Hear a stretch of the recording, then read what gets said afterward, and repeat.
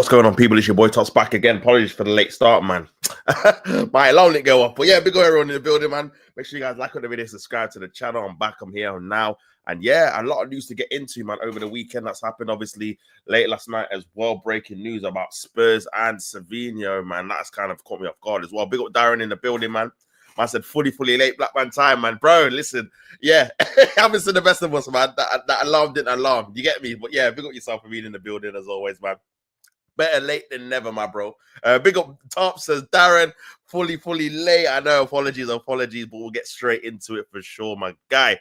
But yeah, man, obviously, the news about Luke Edwards, man. So Luke Edwards is, I think he's a Newcastle journalist. He's been adamant that ISAK is not leaving Newcastle. I don't know whether it's because, again, he might possibly be a Newcastle fan. I'm not too sure. But yeah, he's the only one that's really been adamant that he's not going to leave. Other people have been saying, you know what, if Liverpool come in with the right money, then potentially he's going to go. But yeah, he did an article yesterday saying ISAK has betrayed all those who held him dear at Newcastle. If the striker continues a spoiled child by pushing for the Liverpool mood, he will ruin his legacy at Newcastle and tarnish his reputation across the game. So yeah, he's not very happy with him. He says that ISAK was idolized at Newcastle, a hero, a trophy-winning legend, and the best striker to wear the black and white stripes since Alan Shearer. Hey. That is a big compliment there, considering they've had the likes of Demba Ba, they had Cisse as well. They had a few decent strikers, to be fair, Bellamy and all them guys. So yeah. Andy Carroll. So yeah, fair play. He could have done almost anything, and his legacy would have remained unblemished, except this, by publicly trying to force his way out of the club with the 3 years remaining on his contract, despite being repeatedly and directly told that he was not for sale this summer. ISAK has betrayed all of those who held him dear at Newcastle, man. He has angered and infuriated fans, and perhaps the most damning of all, he has let down his manager, Eddie Howe, the man who pushed so hard to sign him from Real Sociedad 3 years ago, and who has helped turn him into one of the best forward players in Europe. I mean, it's one of those ones, man. It's a difficult one because, again, I can see both sides because at the same time, ISAK's, for me, he's being underpaid, man. He should be one of the best. He should be the highest paid player at the club. And I think he's still only on 120, 110. Apparently, he was promised by certain people at the club who have now left the club, like sporting directors and stuff, that this year he would get like a contract increase in terms of money-wise. Even in terms of maybe even extension in terms of years as well. And he's not obviously received that. So, yeah, man, I can see why he feels a little bit dirty for sure.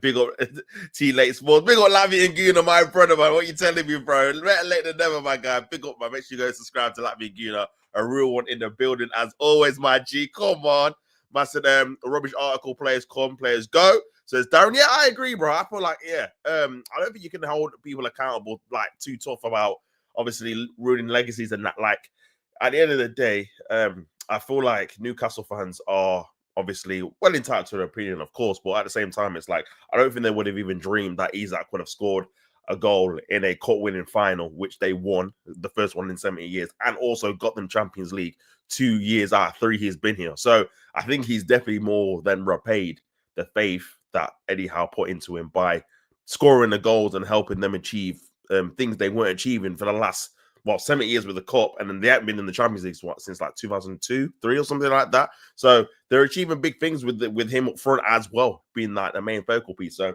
I think you got to be a little bit fair and say, you know what, it's not just a thing where they've just given him everything and took a chance on him. He's actually repaid them tenfold. Like if you were to say to them before they signed, listen, he's going to be here for 3 years, or he's going to get you Champions League 2 out of 3 and then win you a cup, score the winning goal in the final of a cup. So you're going to actually win a trophy as well. On the way out, on his last season, he's going to win you a trophy and you're going to finish in the Champions League spots.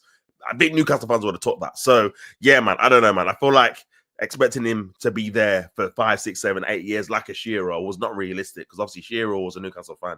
And that was a rarity as well because obviously you turned on Man United to stay at Newcastle, who didn't win anything. So, yeah, that was never going to be the case, bro. Like, as soon as a bigger team came in, he was always going to want to go. Do you know what I'm saying? So, I just feel like, for me, they should have just made it clear, even though it's not for sale, this is the price. If you hit the price, then cool. Do you know what I'm saying? But, yeah, so even now, as ISAK refuses to accept the decision of the board, he will not be allowed to leave Liverpool.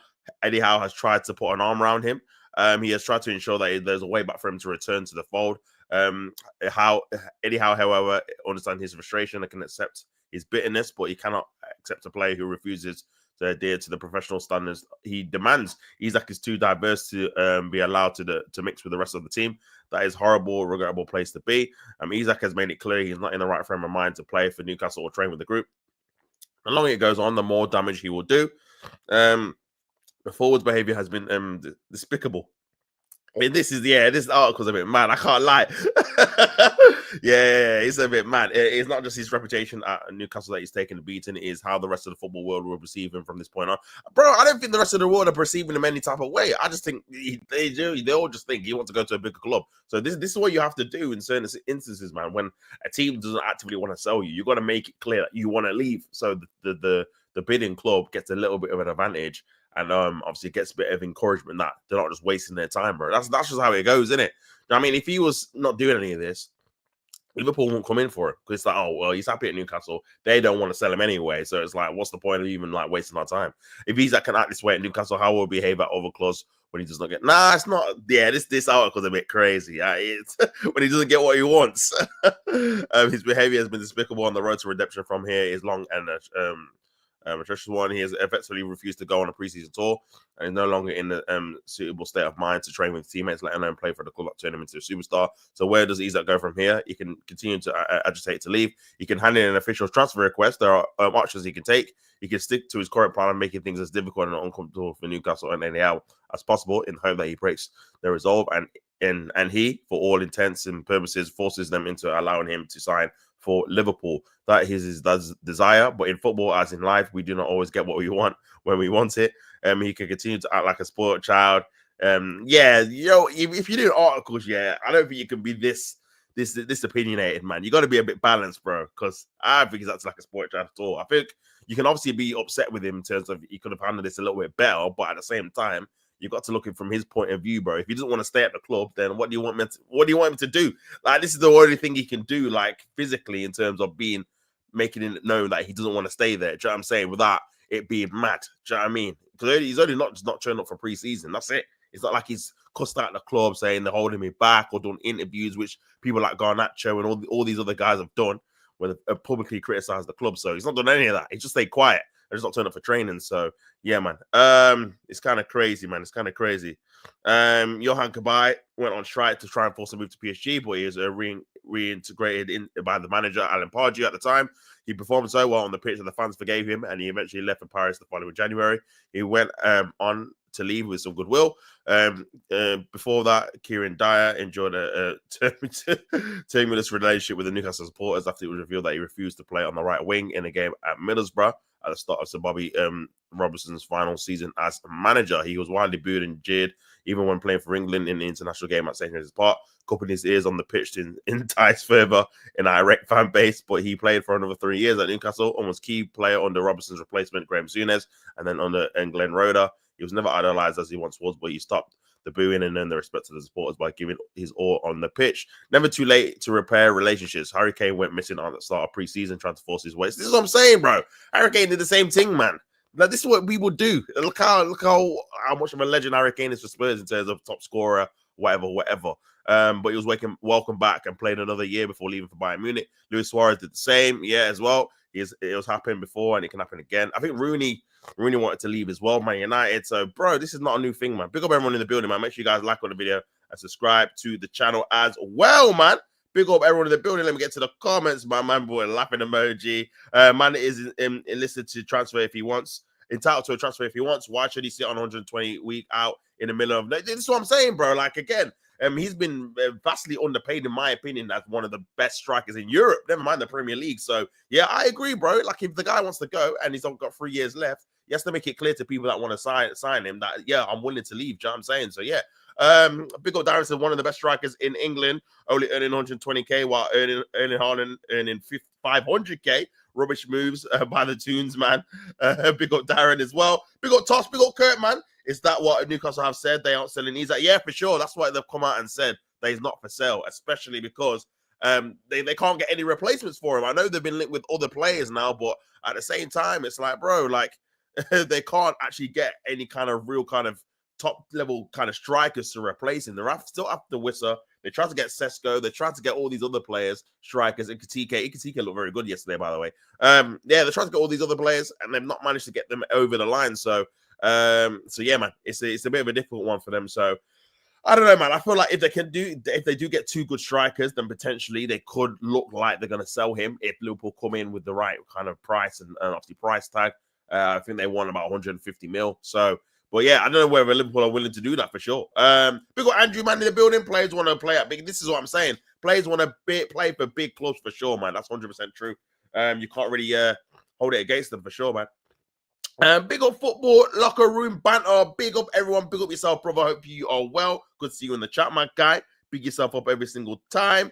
We are effing small club. Says Darren. Appreciate Isaac isn't happy at Newcastle when Liverpool fans, what Liverpool fans have said. Yeah, for sure. Big up Don, man, in the building morning all back from holiday. So glad to catch up with the show. Big up yourself, bro. Hope you had a good holiday. And good to see you in the chat as well, my guy. Hopefully you are well, of course. Man's big up Andrew says crazy article. Best to let him go. Just make sure the money is right. Yeah, for sure. I agree, man. That article is kind of mad. I'll be real. It is very, very mad. Yeah, big up everyone. Says Andrew. Come on, bro. Good to see you in the building, man. Big up the community, man. Make sure you guys like the video as well if you've not already, man. Rubbish article, mate. Says Darren. Yeah, for sure. BBD and Mo Salah dropping stinkers. Yeah, they both were not very good yesterday for sure, man. I think the new players for Liverpool played pretty well. But Liverpool in general, I feel like when Ikitike came off the pitch, their level just dropped dramatically. And yeah, I think overall Crystal Palace deserved to win. I think they should have got a penalty as well, man. I don't know what the VAR, and bro, this is one of the things I've not missed with obviously having a break here. The VAR decisions, bro, please, this season, man. I mean, that's what made last season a bit unbearable at times. Some of the decisions were so blatantly bad, like so obvious. Not even just for my club, Arsenal, just like for other teams, other rival teams that just got done over for like dubious decisions, bro. Like, it's crazy. I just don't understand with something like that. That's blatantly handball. Obviously, he's not meant to do it, but his body's in an unnatural position. I'm not on about obviously McAllister. He's not looking at the ball. He's actually stopped. His hands actually stopped it going to Sarr as well. So his arms in the air where it shouldn't be, and he's actually stopped the ball from obviously going to a particular player. So yeah, man, I don't understand how they didn't even look at it. That's the thing. And this is why I feel like the interpretation of the rules needs to change. They need to have it where the referee actually looks at it. If the guy's unsure, just look at it yourself, and then the kind of not even pressure, but the kind of responsibility goes to the referee on the pitch. If he looks at it and says, "Nah, I don't think it's blatant handball," because I don't like this thing where in the VAR headset they're basically telling him what he should be doing in it. So it's like, okay, this is a penalty, go over check. Oh, I don't know, it's a penalty, or they're like, this is not a penalty, you don't need to check. For me, I thought VAR was like, if the guys that are looking at it are indecisive of it, but it could potentially go either way, then you just give the referee an opportunity to have a look at it again, and then he can decide whether he wants it to be a penalty or not. Like, he's the referee in it. If he thinks, oh, it's not blatantly handball, or if he thinks, you know what, I just missed that, let me give it, because he might have seen that and gave it. Do you know what I'm saying? Because obviously the guy's not even looking, hit his hand, and it stopped it from going to Sarr. But yeah, I think it was a blatant penalty for sure. But yeah, bigger Andrew says Isaac deserves the bag, 100%. I agree. Tottenham are interested in Savio, and Man City have agreed to talk to Tottenham about Savio. Why City? Why? Yeah, I'm going to get onto that right about now, bro. David Ornstein. It was actually Fabrizio Romano that dropped it last night, but David Ornstein dropped it this morning. Tottenham in talks with Manchester City to sign Savio. Manchester City not actively wanted to sell, but 50 million, that's a good deal, you know. Why didn't Arsenal? This is what I'm saying. I'd rather we would have got him no matter where. You can't even lie, bro. Because again, he's someone that can play on both flanks as well. But yeah, but bizarre kind of transfer dealing. He's only been at Man City 1 year. I know obviously there was a lot of hype going into him. He didn't score a plethora of goals, but I still feel like, again, at 21, he did show some good things. He created a lot. He did get a few assists. And I feel like he definitely develop into being a very good player. He's only 21 as well, like I said. And that was his first season in the Premier League. But yeah, interesting, man. Very, very interesting. But yeah, it goes on to say 50 million euro deal being discussed. That is cheaper than I actually thought. He's going to be cheaper than Madueke, bro. And he's younger. And he plays for obviously a better team, obviously at the current time, Man City compared to Chelsea. So yeah, bizarre. 21-year-old open to the Spurs move. And obviously Pep Guardiola tends to not block players when they want out. That is very true. That last line, is very, very true. If you do want to leave Man City, he'll just let you leave in it. No matter if you're a Sterling or a Jesus or a Zinchenko or something. Like, it doesn't matter how long you've even been there. If you've been there loads of years or a few years, if you don't want to stay there, he will just let you go in it, to be fair, even if he wants to keep you, or he's not actively looking to get rid of you. So, very maybe Savinho wants obviously guaranteed game time, because again, there is a lot of rotation at Manchester City, but when you're at a big club, there's no guarantee you're going to play every single game unless you're literally one of the manager's like key men, favorites, etc. So obviously at Spurs, he's going to play every game, and they're in the Champions League as well. This is probably one of those things where getting Champions League has definitely helped them be in contact with Savio's team or Savinho's team. But yeah, well, you guys, I'll have to let me know what you think in the comments for sure. Liverpool bottling the dinner plate. Yeah, man. Big old Crystal Palace, man. I know obviously in terms of like big clubs, they don't see it as a big trophy, but for them, man, again, they literally won the FA Cup first thing ever in their history in their cabinet, and now they've got the Community Shield to put in there with it as well. So fair play for them. I think it definitely means more to someone like a Crystal Palace than it would do to any of the top teams. You know what I'm saying? So yeah, pick them up every single time. Bill Kurtz says Liverpool need a Diaz replacement. Yeah, man. I don't know if, it depends how they're going to do it, whether they're going to use either Ikatike on the left, or if Isak's going to come in and play on the left, because he can play on the left as well. Like, but yeah, I feel like they do need, because with Diaz as well, I feel like, especially last season with how Slot was playing, I think that kind of false nine, how well he was doing it, I feel like they definitely missed that yesterday when Ikatike went off. I don't think they've got a like replacement as of yet. Someone that can actually play that role. So yeah, they definitely do need another striker. Whether they get ISAK or get someone else, I don't know. But yeah, they definitely do. And I think they must be confident they're going to get him, because they've sold Nunes, obviously RP to Jara and his brother as well. He's obviously sadly passed away, so he won't be involved either. So yeah, I feel like for me, they definitely need to obviously get another striker to replace those guys and go on to the season. But defensively, man, looking a bit shaky, you know. They're looking a bit shaky. I think that's been the feeling probably all pre-season, if I'm being honest. And like you said, you're kind of relying on Van Dijk to not only stay fit, but maintain his obviously top level kind of level of performance that he's been at the last 2, 3, 4, 5 years or whatever. Can he do that? Listen, you can't bet against it, because again, he's shown that he's made mistakes before and still been fantastic throughout the season. But bro, they need to kind of maybe get a backup plan with it, in terms of getting someone else in that can obviously rotate with him maybe a little bit more than usual. Do you know what I'm saying? Just in case, again, his form kind of dips, because you kind of have to just play through him at the minute. Big up Darren says they should go get Rodrigo. I'm on about Manchester City. Possibly. I mean, I don't know whether this is a thing where they're not even going to get a replacement for him, and they're just kind of like, okay, we'll just get the money in. It's a bit more for our PSR kind of thing, or they're actually going to go for Rodrigo. I'm not too sure. And Big Up Dharma said, I would say, okay, I'm traveling up to take my son for a tour of the Etihad tomorrow. He's a City fan. Wow, how did that work out, bro? How did he change to being a City fan when you're an Arsenal fan? That's crazy. So I might not be tomorrow. No worries, bro. He'll really enjoy it though, which is what's important. Yeah, for sure, man. Again, if obviously when kids obviously support different clubs than yourself, then yeah, it's always good to obviously make sure they know who they're supporting and stuff like that. So yeah, him getting a tour for the first time is going to be good. So yeah, hopefully you have a good day. Hopefully you have a good day, my bro. Hopefully you have a very good day, my guy. Bill Luis Garcia says, in bid incoming with 24 hours, we had a chat with a respected source from Liverpool about ISAK, and let us tell you the full details. India Kali, listen, I can't even laugh at India Kali, you know. After he dropped that Belabor bomber, yeah, before anyone else, I'm gonna take him seriously now. Still, well, big up yourself as always, man. You're a good dad, bro. Yeah, 100%, man. Big up Darren and obviously big up Dom as well, man. 100%, bro. Always good to see obviously dads spending their times and that.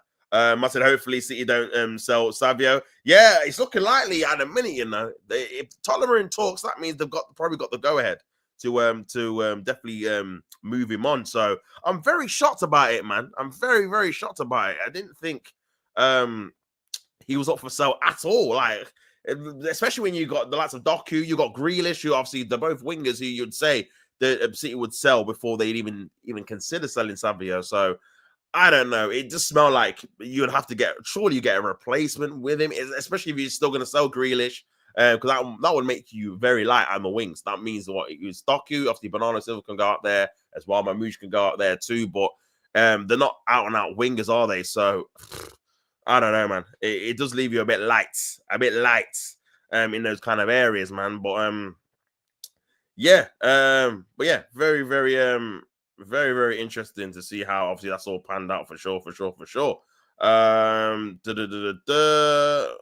Where it did drop yesterday. So yeah, this is the one that obviously dropped yesterday from Fabrizio. It says exclusive. Tottenham open to club-to-club talks to sign Savinho from Manchester City. Negotiations on ongoing between Spurs and City. Also understand Savinho is open to the move if the clubs can agree on a fee.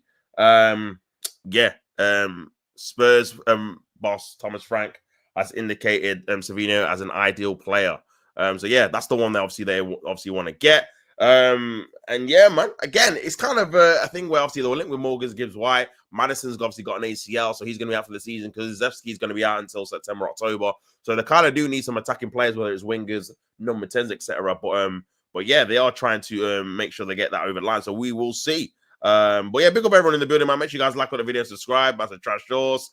Big up Godfrey, my bro, man. What you telling me, my guy? Big up Tops, bro. Big up yourself, man. Good to see you in the building, Godfrey, man. Make sure you smash the like button on the video and subscribe. Everyone that's not subscribed, who's watching, man, really appreciate the support.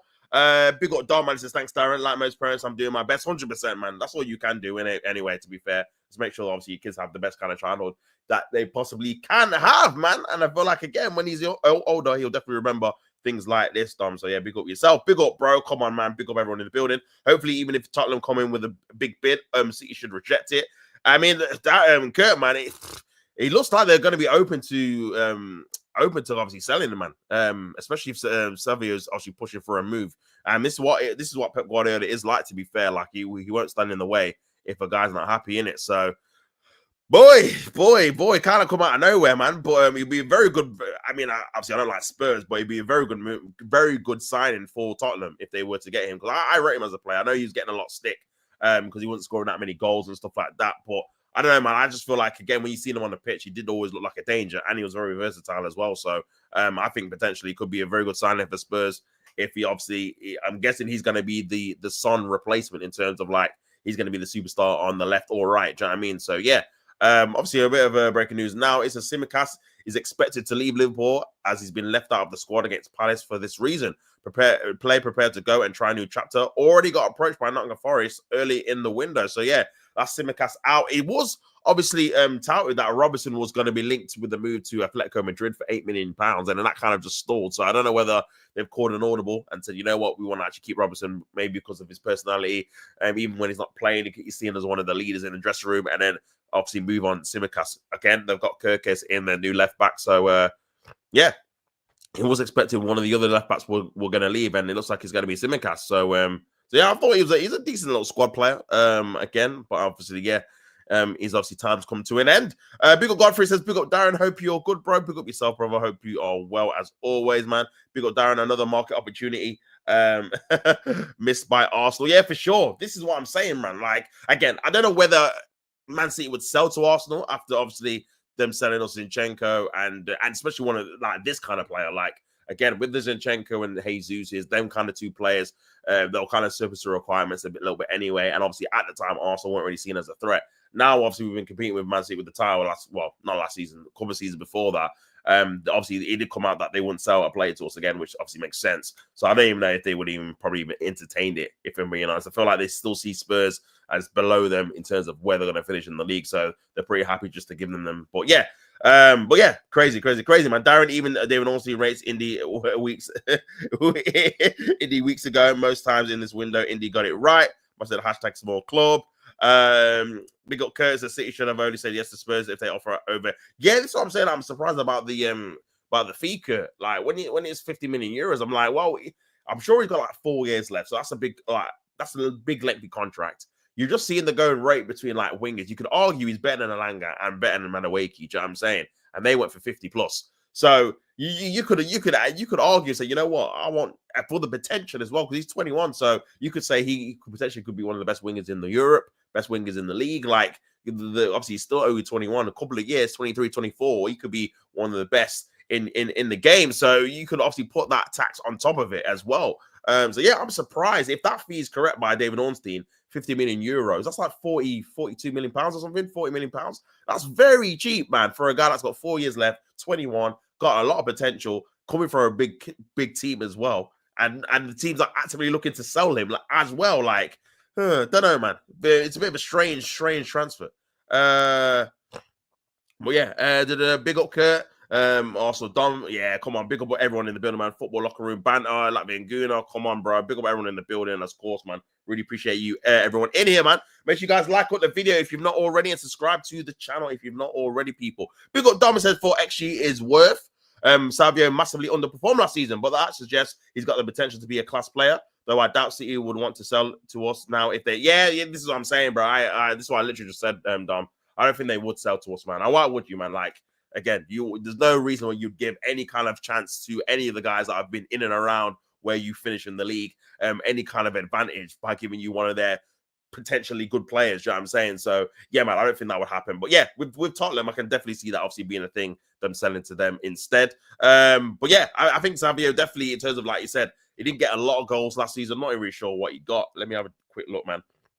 But it wasn't a massive amount, if I'm being honest. So, yeah, man, maybe it's one of those ones where they're kind of thinking, well, we kind of need to win next season. Can we afford for him to not have a great season? He only got one Premier League goal, man, which at 29 games, bro, which isn't great. I'll be real, that's terrible. He only got 3 goals in 48 games, man. I know he's 21, but bro, you got to do better than that. Playing for City in 50 games, you only got 3 goals. If that was anyone else, I'd be cooking them. I'd be real. That's terrible. That's terrible, man. Not when you're playing for City and you're playing. I mean, what did Doku get? Because obviously I cook him for end product. I know obviously Savio. Listen, Savio's still a decent player. I'm not going to say he's terrible because of GA, because I'm not one of those guys that just look at goals and assists and just think you're amazing or terrible. But as an attacking player, that definitely has to improve for sure, because you can't be getting 1 Premier League goal and you play nearly 30 games, man. That's. I mean, but then I look at Doku. Doku's got 3 Premier League goals, bro. I didn't realize you City wingers, man. This is atrocious, bro. You play for Manchester City. They score near enough either the first, second, or third highest goals in the league probably every single season. You can't be playing on the wing and getting 3 goals, bro.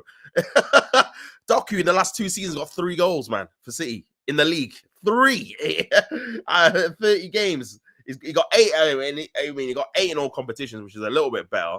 But yeah, 3 is atrocious, man. I'll be real. That's terrible. You got to do better than that. You got to do. This is why all the kind of pressures on Haaland to score, because these guys don't contribute like that. Big up Curses. I think City will reject a £50 million. That's so low. It's very, very low. It's very low. But if Ornstein is kind of insinuated that's kind of the fee that's being discussed, then it might even be a little bit more than that. So maybe it's like a 52, 55 million pound, and you might even accept it, which again, I still think is very, very low, man. I still think you can probably get like a 70 million for him, definitely, for sure.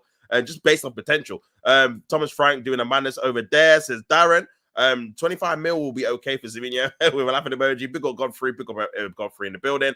Dom says, agree, Kurt seems low for a player of his quality and potential. Yeah, I agree, man. I agree, Dom. I think that is, considering obviously the value in the market, people like Alanga, people like Madawaki, you could argue Savio's got a higher ceiling than them, but at the same time, you got to put into account what he did last season in terms of goals wise. Only getting 1 goal, not great, but he got a lot of assists though. I'm sure he got double figures in assists. So at least he was contributing that way. But in terms of goal wise, he definitely has to improve that, because you can't be getting 1 goal. You know what I'm saying? But yeah, big up High Godfrey says Dom, big up yourself. Big up Tom says big up Curtis says Tottenham did say they will come in with a big offer to City, and 50 million isn't a big offer. Yeah, it's not. Maybe that's a starting offer. I don't know. We'll soon find out, man, when whatever City accepts. Because if City accept like a 55, 60 million pound offer, even that you'd say is still pretty low. Because if you're an Aston City fan, what are you going to sell Savinho for? Every City fan would have said 70, 80, 90. Do you know what I'm saying? Just because of the base of the potential that the guy's got. So yeah, and you've just got him, man. Ikatike looked good, drifted over to the left tops. Yeah, he did. Some of his ankle play as well looked decent too. Like his touch and control, took his goal very, very well. But yeah, he looked good, man. He looked good. He looked like he definitely could play with his back to goal, and also as well, he could definitely connect and link up with the likes of Wirtz and the other kind of attacking players in those kind of front lines. So yeah, I think he had a very good game. I think I was very impressed with him yesterday. But yeah, some of the other players though, Salah was very, very poor. Van Dijk was terrible, man. Seeing the penalty, it was his fault for the second goal as well. Out of position, man. Looks like he's lost a yard a bit. So yeah, he was not very good for sure. Big up Andrew says, I don't think Arsenal are going to buy any other players. Yes, look, it's gone all quiet, man. I think with it, Andrew, if we don't sell anyone else, then yeah, it's looking like it's going to be. It's not looking like we're going to buy anyone else. To be fair, big old Carlos. He says, witness the Club World Cup trophy, Conference League trophy, and a João Pedro header and a Liam Delap brace, my strikers. Obviously, they went to the Chelsea game yesterday. They won 4-1, I think. And yeah, obviously, he had a good time, man. Well, but big him up anyway. Big him up. Big up Carlos in the building, man. Of course, man. Make sure you guys like on the video, subscribe. And yeah, he looks like he's happy with his signings and looking forward to the season. Obviously, Chelsea have got Crystal Palace on Sunday. So yeah, London derby to start off. So we shall see how you get on with that, man. Massive Papa Project, I agreed. Jokers was our last signing. Any other links are just PR trash. Hopefully you're wrong, Darren. Hopefully you are wrong. But at the minute, it's looking likely that we're not going to sign anyone else. But we shall see, man. Bill Godfrey says, Bill Carlos, of course. If Savio goes to City, if that Savio goes, City have to get a replacement. Can't just have Doku and Mamouche. Yeah, you have to get someone else, man. Doku and Mamouche is enough. That's a two-man. Rodrigo decided to stay at Real Madrid. That's Dom if City doesn't get a replacement. Yeah, bro, bizarre. I didn't even know why you're even selling him. I would have just told. I know obviously Pep doesn't like to get in the way of players wanting to leave, but I would have just said, nah, bro. Like the guy's had one season, bro. 21. He's had one season, man. It's crazy. Sailmakers is very good. Explosive, but overrated. McGinn live in the flesh. Liao explosive but overrated. Live in the flesh is average. Okay, so that's kind of your analyzing of the AC Milan team. But yeah, I felt the thing with Liao, bro, it's just inconsistent, man. He's got potential to do something that you're like, wow, only a few players can do in Europe in terms of like getting past a couple of players and then smashing it. But then some games he's like anonymous or he just has bad decision making or bad touch. And it's like, bro, at this level you're at and the hype you've got in the last 2, 3, 4 years. I do feel like, again, your game should be a bit more refined. But yeah, it looks like you comfortably beat them anyway. And that's the same team that obviously we only beat 1-0 and Liverpool lost to them, innit? So yeah, I let him choose his own team. My daughter she chose Liverpool. Fair enough, man. I mean, again, it's one of those ones where you got two different type of parents. Some people are like, nope, you're supporting Arsenal, I support Arsenal, and that's the end of it. Other people are like, you know what, I'll let you just decide and choose. So yeah, fair play. Basically, because we can't sell anyone, we can't buy anyone. Yeah, I think that's what it is, Aaron, bro. Andrew, sorry. I think that's what it is, my guy. Samora is very good still. He's rapid. Yeah, I don't know why he's never in the inclusion of like the England self and stuff like that, man. I know he plays obviously in a different league, but he's definitely, his attributes are definitely something that England could do with in terms of that kind of centre back kind of formulaic kind of pairings with either. Obviously, you always got Maguire, now you got Gay, and obviously in the mix you've had people like Tyro Mings, Konza as well. I think Tomori is definitely as good as some of the ones I've just mentioned there. So yeah, man, hopefully you can get a chance this season. I agree, Darren. The African Cup, the African Cup of Nations is this season as well. Yeah, man, that's true. You know, the African Cup of Nations is this season. Yeah, that's true. Mamouche is going. Oh, damn. Yeah, you definitely need some replacements for sure. I big got I am me in the building, man. How can a young player like Savio playing for City be worth that little? I don't know, bro. I don't know. That's crazy. I don't know what you man think about the whole situation, but yeah, I'm actually very, very shocked that he's going for that little. Because for me, yeah, you could easily get a 50, 60, 70 million pounds kind of thing, man. But yeah, everyone's saying obviously India Kali is saying Man City will target Rodrigo if Savinho is sold to Spurs. That would make the most sense, to be fair. That would make the most sense. If that were to happen. But yeah, Spurs in talks to sign Savinho 21 from Man City. 50 million euro deal being discussed by Ornstein. So he's the only one that said how much it's going to be. That is very cheap, man. Very cheap. But yeah, we'll have to see, man. Savinho talks at an early stage, but if Spurs could get it over the line, he would be a very exciting addition. One of those opportunities you just have to go for, but also he and Kudus prefer playing on the right, as does Johnson. Would need to do some compromising, and they still need a 10. But yeah, I mean, again, he can play on the left as well. So I feel like he is versatile. But yeah, Man City will be looking for more than 50 mil for 7. So okay, that's the first report I've seen, looking for more than 50 mil. Now I don't know whether that's just over 50 mil or like really more than 50 mil, like 60, 70, 80 kind of thing. So we'll have to wait and see, man. Obviously talking about City as well. City not actively wanting to sell, but a fee of £42.5 million is being discussed. They won't stand in his way if he wants to leave. Surely it's going to be more than that, man. That's very, very low, especially in the market, this kind of market as well. But yeah, man, just everyone saying, just looking at the same kind of thing, man. Damn, kind of peak. But yeah, we'll have to wait and see what happens with it, man. But yeah, I think potentially he's probably going to get sold, if I'm being honest.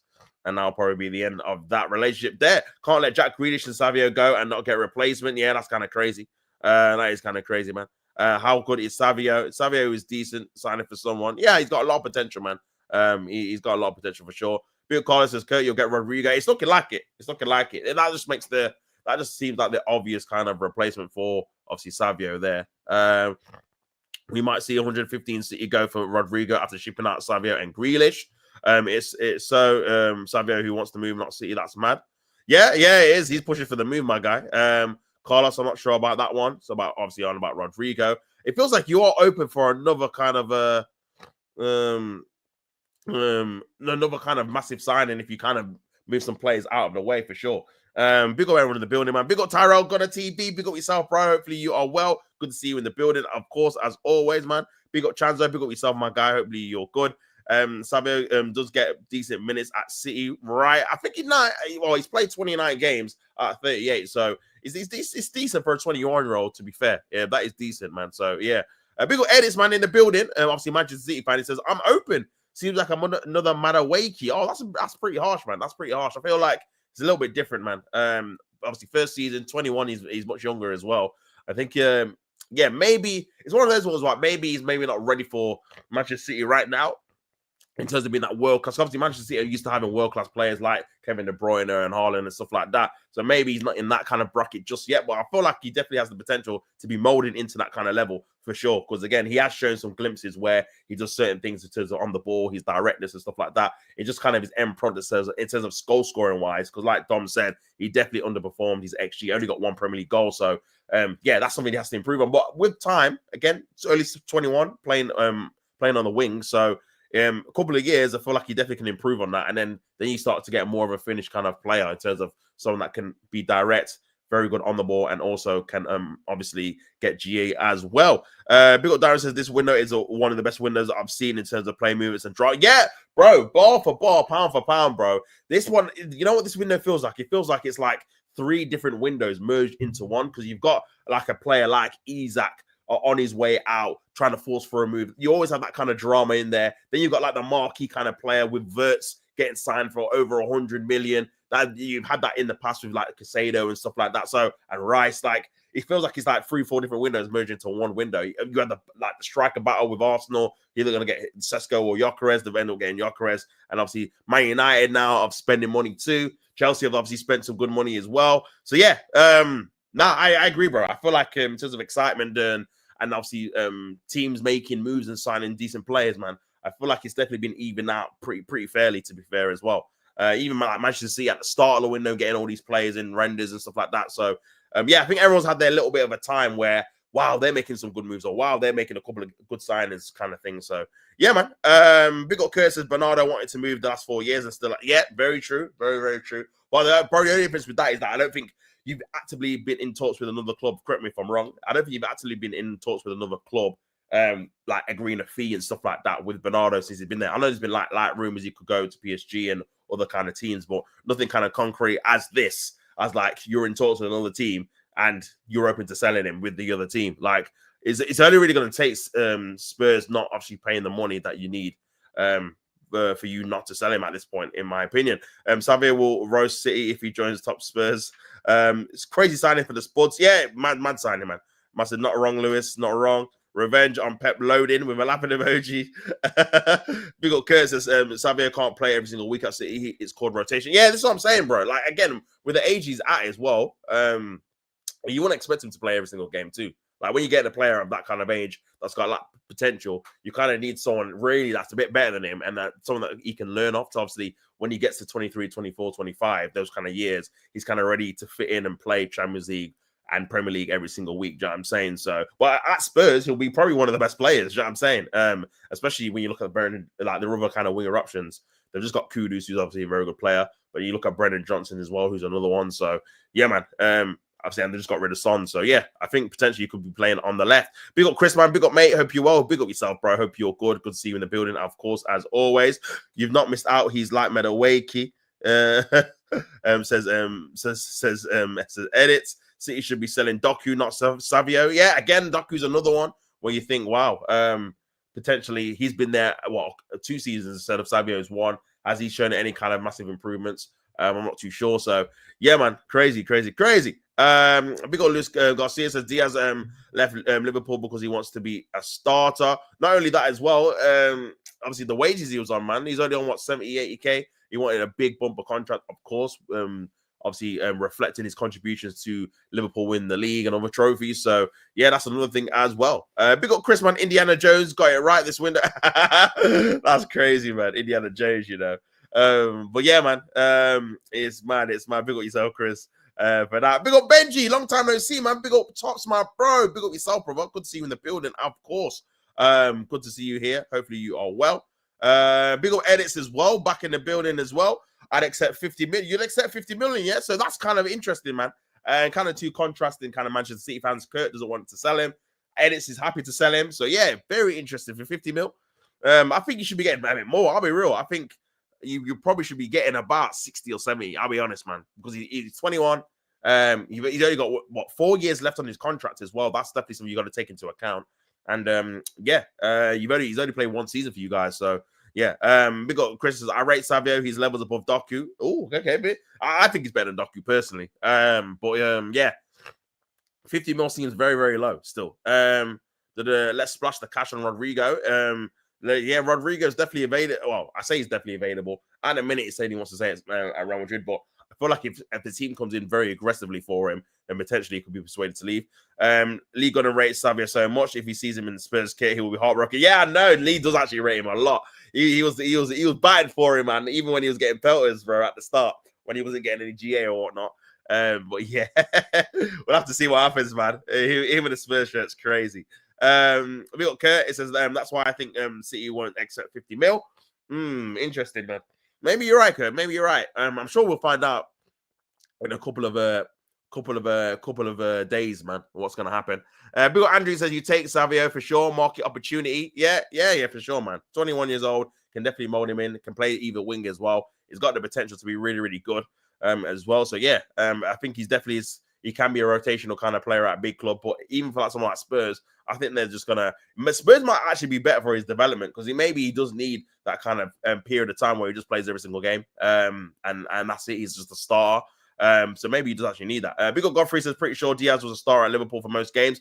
Diaz also getting a big. I think he was a star. Big up Godfrey, man. For the majority, either playing up front or on the left. I think for me, it was definitely the wages for sure. It was definitely not getting the 200, 250, whatever he wanted a week for at Liverpool, man. Because that he even agreed to being on 70k was crazy to begin with, if I'm being honest. But yeah, big edit says Man City will be looking for more than 50 million for Savinha. Yeah, I think so too, man. I'll be shocked. I know obviously David Ornstein said the 50 million euros, which is about 42 million pounds. I'll be very, very shocked to see him go for that kind of price, considering you've seen all the wingers go for different, obviously, level of money in the market for sure. Big up Darren says Diaz was a starter at Liverpool. That wasn't the issue. Yeah, I think I agree. Big up edit says Oscar. Oh yeah, Oscar Bob. I forgot. Oscar Bob has a high ceiling than Savio. Wow. Bro, I forgot about him, man. You know. I rate him. I think he's a very good player. I don't know. Actually, you know what? I need to see Oscar Bob play a full season because obviously he got injured. I think he broke his leg at the start of last season, Community Shield. So yeah, I need to see a full season from him, man. But the little kind of glimpses I've seen from him, I think he's a very techie player, man. He reminds me of a little bit like a Morris / Nasri kind of hybrid. Very close control, very good with the ball at his feet. Good in tight spaces as well. Like, yeah, I think potentially he could be a very good player for you guys, man. But yeah, I forgot about him, to be fair. So maybe you might not get a replacement. Maybe not. I don't know. Maybe you're thinking Oscar Bob's going to be the guy, and Edits is right. He's got a higher ceiling than Savio, so you're going to keep him and sell Savio. Diaz was not happy last season. Gakpo was scoring important goals, and he was underpaid too. Yeah, the underpaidness, I think, is the majority, man. But I think Diaz played very well over the course of the season. I think at the start of the season, he was probably your best player in terms of how he was performing. Then he had a little bit of a dip. That's where probably Gakpo kind of came in and was scoring, like you said, the important goals in like the middle of the season. And then towards the end, I think Diaz did come back into form again. So yeah, I feel like even though a lot of players or a lot of people like Chris and other people didn't rate him, I think last season for Slot, I think he definitely was an important part of your team for sure. He definitely contributed, man. Not even just in terms of goals, just like how he was playing in that false nine up front for a lot of the games that you won, man. I think he was very, very pivotal for the likes of Salah getting more goals, creating space for him, etc. So, yeah, you definitely need to replace that kind of movement for sure. Bill Curtis says Oscar Bob will play a lot of games this season, but at the same time, it's a gamble because he barely played in the league. Yeah, I get. This is it, man. I think with the injury that Oscar Bob had, man, you got to obviously navigate through it. Do you know what I'm saying? You don't know how good he's going to be obviously in the next season, whether he can recover and be obviously as good he was before the leg break, and if he can obviously cope with the demand of playing week in, week out, like you were saying, bro. So we'll have to wait and see with that one for sure. A guy's a flop, I guess. What about what Doku? And they call Nicolas Pepe a flop. We were laughing. Listen, I think Pepe got a bad rap. You know, I didn't think he was as bad as people made it out. Man, he scored some really good goals for us. Had some really good performances over the course of the 2-3 years or whatever. It was just because he was our record, obviously transfer fee at the time. But now, man, I think he definitely was a player in there. Like some of the goals he scored, not many. I don't think anyone else at that time in our team could score the goals he scored, bro, from long range with his left foot, man. Even Saka couldn't score them. So yeah, man, I think he definitely was kind of overhated for sure. I don't know why we were booing him. Yeah, last week as well. It was just silly. A bit Curtis says who's a flop. Andrew. Andrew says Doku. Luke Edwards talks so much he's not got a thing right concerning Liverpool. Sorry, concerning Newcastle window. He said Trafford will sign him for Newcastle with a laughing emoji. Yeah, it feels like he's a Newcastle fan, which I get it. I feel like it's always a bad kind of thing when you're kind of reporting on a team because again, you're going to be emotionally attached with whatever outcome you're kind of reporting on. So I feel like it just kind of, unless you're very, very going to be in like non-biased, not putting your own kind of emotion into things, I feel like it's very difficult for you to report on the team you support. But yeah, people can do it. But yeah, it's kind of a big one still. Big up Darren says Doku over Martinelli. No, I don't even. I think they're the same, bro. I'll be real. I mean, Martinelli will get you a few more goals. But Doku's a bit more direct. So I don't know, man. Big up Andrew with a laughing emoji. Big up Red Road, you know. Red RD. Big up Rory, my guy. Big up, bro. Big up yourself, man. Big up for being in the chat, man. Make sure you go over and subscribe to Rory's channel as well. Definitely need to get you on the channel at some point this season for sure, my bro. Big up Garcia says Pepe was a certified Arsenal flop, face of all flops. 75 million for a 35 million player. Now we did overpay for him for sure. But I don't think he was a flop, fam. I just don't think he was worth the money we paid in it. But he definitely wasn't. Because for me, I think a flop is someone that's literally useless. Like regardless, because obviously you can be a flop and not even pay. Look, Sterling was a flop, Willian was a flop. We didn't even pay for these guys, and they were terrible. Do you know what I'm saying? So I feel like for me, what flop means is how you perform on the pitch, as well as obviously the price that comes into it if it's a lot of money. But yeah, we definitely overpaid for him for sure. He probably was like a 40 million pound player in it, and we paid 72 million pound for him. But in terms of his actual performances, man, he had some good ones, bro. In the semi-final of the FA Cup, final of the FA Cup as well, which we won. I think he got an assist in both, but he actually played very well in those games. Semi-finals of Europa League, quarterfinals of Europa League, he scored as well. So yeah, in the bigger games, in like the cup competitions, and so obviously some games in the league, he scored a few goals against Man United. I feel like he definitely wasn't as bad as all the players that we've had. Do you know what I'm saying? But yeah, we will see. Doku isn't a flop, Andrew. Laughing emoji just isn't Manchester City level. With a laughing emoji. City are good on the right side wing. Foden, Oscar Bob, maybe Shirky, can drift over there. Bernardo obviously can play on the wing as well if needs be. So you have got options there, but I don't know, man. With Grealish leaving and Savio leaving or Savinho leaving, whatever you want to call him.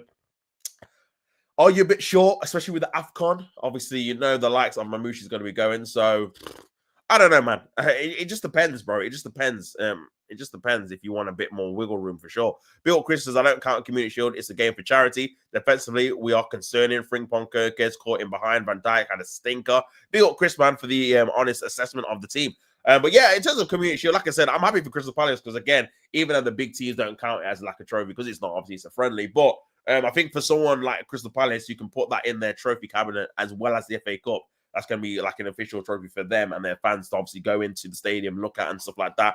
I think it was very good for them to win it. Do you know what I mean? Because they might not, let's be real, they might not get there into that position again in terms of winning another like FA Cup or whatnot. Because again, that was the first one they won in 120, in their history, 120 years or whatever, however they've been obviously founded. So yeah, I think I was happy for them for sure. But yeah, for me, I feel like when you're looking at the likes of Liverpool's defensively, yeah, it is very concerning, man. And also as well, the fact you've not really got that defensive depth when it comes to obviously putting players in and out and stuff like that, I think is a massive, massive worry for sure. Massive worry. But we'll have to wait and see. And a bit of obviously more breaking news about the Spurs and obviously Savinho. It says more on Savinho and Tottenham's exclusive story. First proposal has already been sent by Spurs worth 50 million euros and City want more. Okay, so yeah, Kurt was right. City want more than the 50 million euros. Negotiations ongoing with City open to sell the player as Savio's keen on the move, but only at their conditions. Deal absolutely on. So yeah, it looks like potentially this could be Savinho playing in the Spurs shirt. But yeah, Man City want more than that, and rightfully so. So they've rejected obviously the first kind of proposal of the 50 million euros, which is very low. Yeah, you're going to be looking to get 60 million pounds, at least 60, 65, whatever Mbeumo went for. You're going to just be like, you know what, we want kind of similar, something like that. Then you can feel like you would have got a very good deal in terms of you were able to flip a player that only played one season for you. Do you know what I'm saying? And still managed to get a lot of decent money out of him. But yeah, man, we'll have to wait and see what happens with that for sure. But yeah, that's kind of an exclusive drop in there. But yeah, big up everyone in the building, man. Make sure you guys like on the video, subscribe to the channel as well. All that good stuff. Chris says offensively in the first half, the way we kind of was rapid. Yeah, transition. It reminded me of the slot days where you had like the red arrows that they used to call it in it when you had Mane and all these man like running with Wijnaldum, all these guys running at the same time in it. So yeah, because obviously you got Kirkus who's rapid, Frimpong's quick as well. You could see TK's not slow either. So you had a few players that were on their bike when it comes to the transition. But yeah, defensively, man, I think Van Dijk definitely had a terrible game.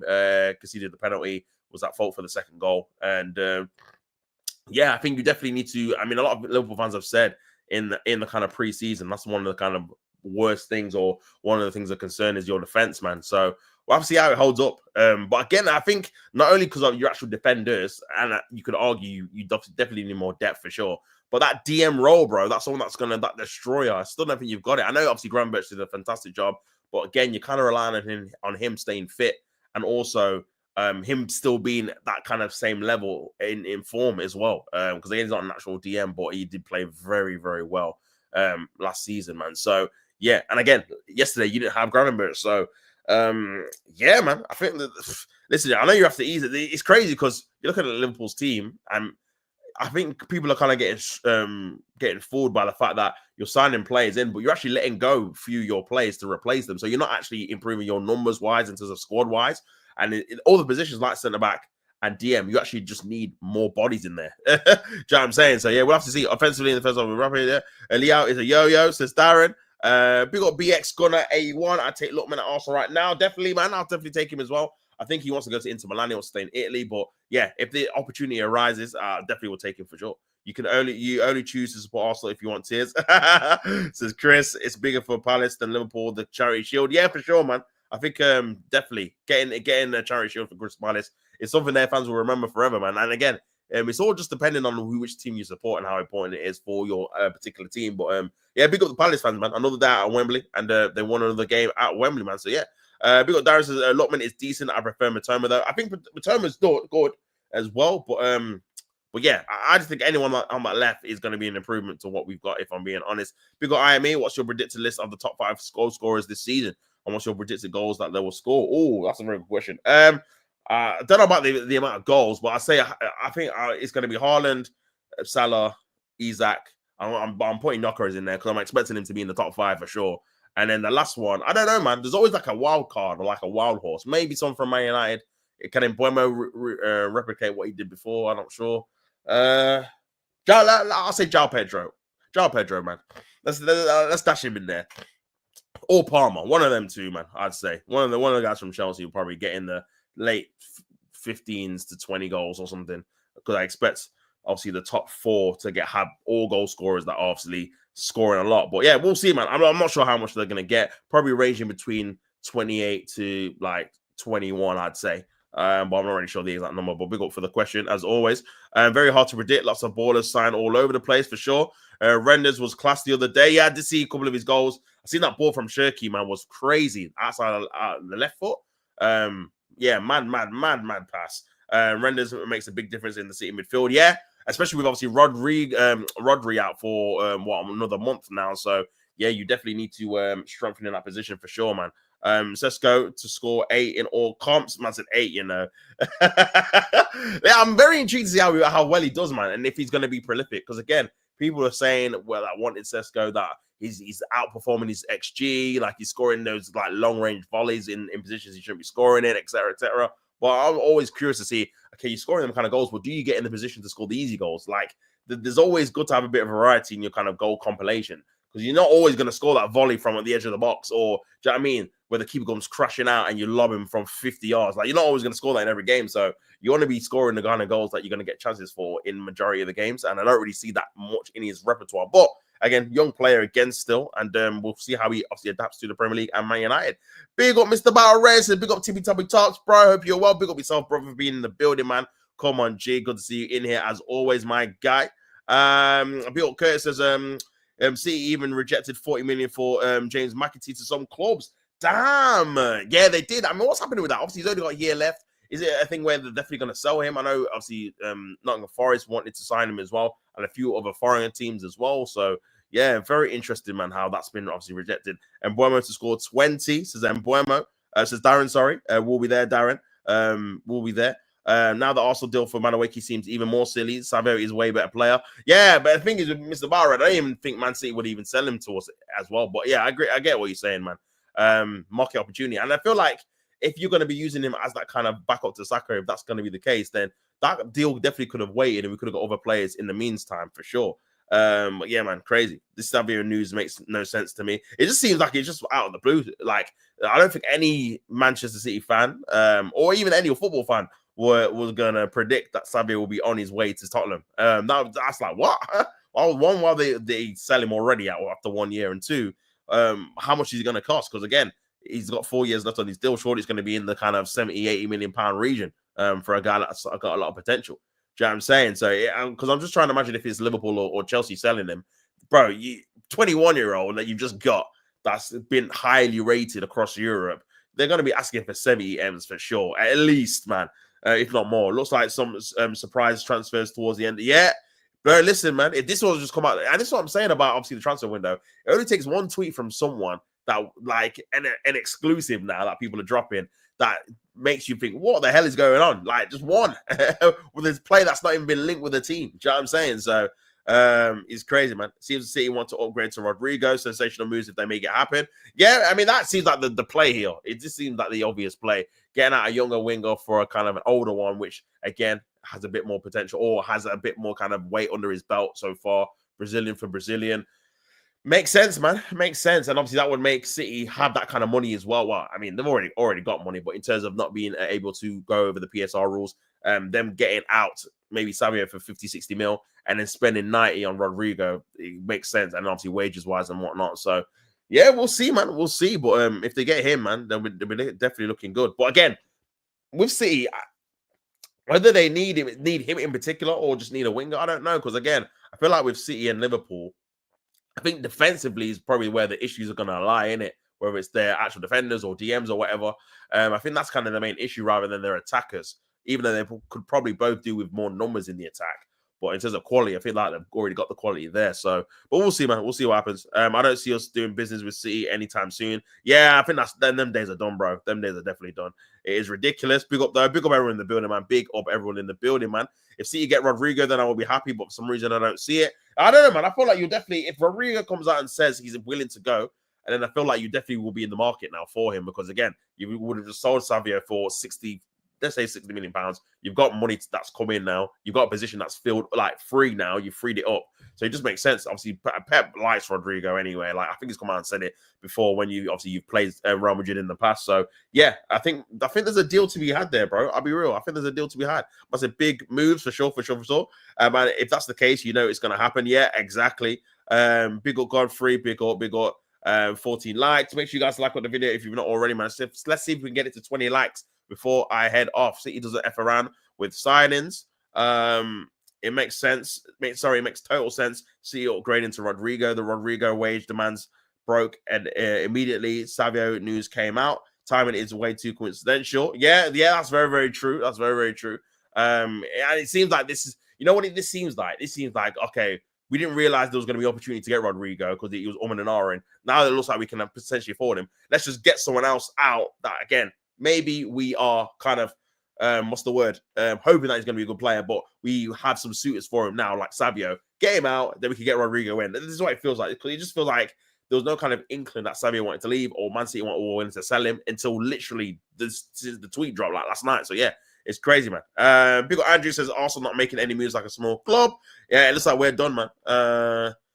Big up ST, man. Big up Tops and the chat. Big up yourself, brother. Hopefully you are well. Good to see you with the builder, of course, every single time, my brother. Appreciate everything can play on the left wing, but I can only see him as I think he's more of a 10, no. I don't see too much of him, but yeah, I think he's more of a 10. But yeah, again, he's another attacking player that can definitely alternate. You've got Foden as well. He likes to play on the wing, and Shirky as well can play on the right too. So you have got players there, and you know what Pep's like. He just likes to alternate and rotate for different kind of scenarios. So yeah, you have got players there for sure. Big RSL 76 says I think they're selling him as Pep decided to play Shirky from the right and Foden in the 10. Oh, interesting. I know he can play on the left, Savinho, but again, it just depends. I accept 50 mil. The delusion for some of our fan base, for me. He's only a rotational player with Shirky. Yeah, for sure. Oscar Bob is only a right winger, so he won't play on the left. So yeah, you got Oscar Bob as well. So you have got players there, bro. You have got players there, and yeah. But again, you're missing a lot on the left. To be fair, Mamouche is one that obviously plays on the left, but then after that, you're kind of looking at maybe Doku on the left as well. They're kind of your two kind of left-sided players. With AFCON, obviously that leaves Doku there really. So yeah, it just feel like you can do with one more. But again, Savino is more of a right-sided player. He played on the left a little bit, so I'm not too sure. Oliver Glasner has the same number of trophies as Arteta. Well, he did anyway. I'm not counting the Community Shield. So they both got one FA Cup in it. So you know what I'm saying? I'm not counting them things, man. Respectfully, I'm not counting them things. So he's got one FA Cup, man. He's got one FA Cup, bro. Arteta Inners need to have a strong whole look at themselves. Listen, bro, if they don't see what's going on now, then there's no much I can say, bro. You know what I'm saying? The proof is in the pudding again. It's all about winning trophies. He's only won one in 6 years. So yeah, man. I just don't understand in the world how that's good enough for a team like Arsenal, bro. And you've been there for 6 years straight. Had a load of money as well. Yeah, we had a good, obviously, some couple good league campaign finishes, but again, second can only get you so far. Do you know what I'm saying? So yeah, man, it's time to get some trophies, like I've always said, man, for sure. Big ol' ST says Liverpool looks fantastic going forward, but defensively it's interesting. Liverpool look vulnerable. Maybe you're right though. It could just because Gravenberch was in there. But then, listen, I feel like again, I see Salah gets a lot of praise last season, and as well as obviously Van Dijk and stuff. For me, without Gravenberch, they would not have won the league last year. Like Gravenberch, especially in the first half of the season, was fantastic, sensational, bro. How he was playing that kind of position. The way he was winning the ball back, the way he was controlling the tempo of the game, the way he was progressing the ball, whether he's dribbling and passing, he was literally doing 6 properly, like playing forward, defending, anticipation, everything, bro. And I think that kind of structure, and it's no surprise, man. When you got a proper DM, that's when you go on to win like certain things, man. Because you need that kind of stability of the team. But yeah, I think Gravenberch it was a massive miss yesterday. But not only that, I think asking him to potentially be on that level for the entirety of next season with no injuries, no suspensions, and no kind of actual proper like backup for him. Because Szoboszlai, he's the different kind of players, man. Szoboszlai is more of a pressing 10, someone that can press from the front. I don't think in that defensive kind of area, I don't think you get the best out of him, to be honest with you.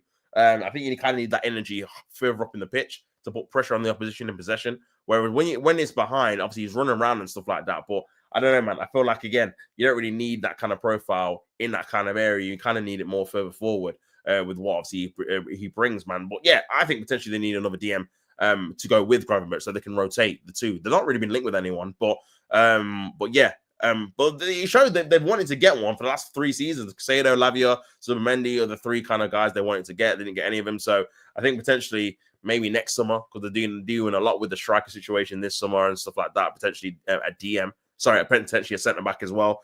I think next summer that has to be the key thing for them. But yeah, Gravenberch definitely was a big miss for them yesterday. Arteta in the same sentence as Glasner leaves a listen. Glasner's more won trophies than him. People forget he's won the Europa League with Frankfurt, I think it was. So you got to put respect on Glasner's name, man. He's a good manager, fam. He's a good manager, bro. But yeah, man. It's just because he plays it's just because he manages Palace. But saying that, he's got them in Europe and won them a trophy and won the Community Shield. So yeah, man. Madueke played well against Atletico Bilbao. He did play well. He did play well when he came on. He did play well for 40 minutes. You know what it is? Again, the bar's low with Martinelli at the minute, but I think he just did the basics well. Do you know what I mean? Got the ball, was decisive what he was going to do. He was either going to obviously pass it back or go into the box and try and put in a crossing. Didn't do anything spectacular, put a good few balls into the box. But yeah, he was just simple. Do you know what I'm saying? It was just very, very simple, but effective as well. Big up Palmer. I think he'll go back to the form the year before. Liverpool missing Gravenberch and McAllister, Szoboszlai. Jones has to be the weakest combo of the four midfielders.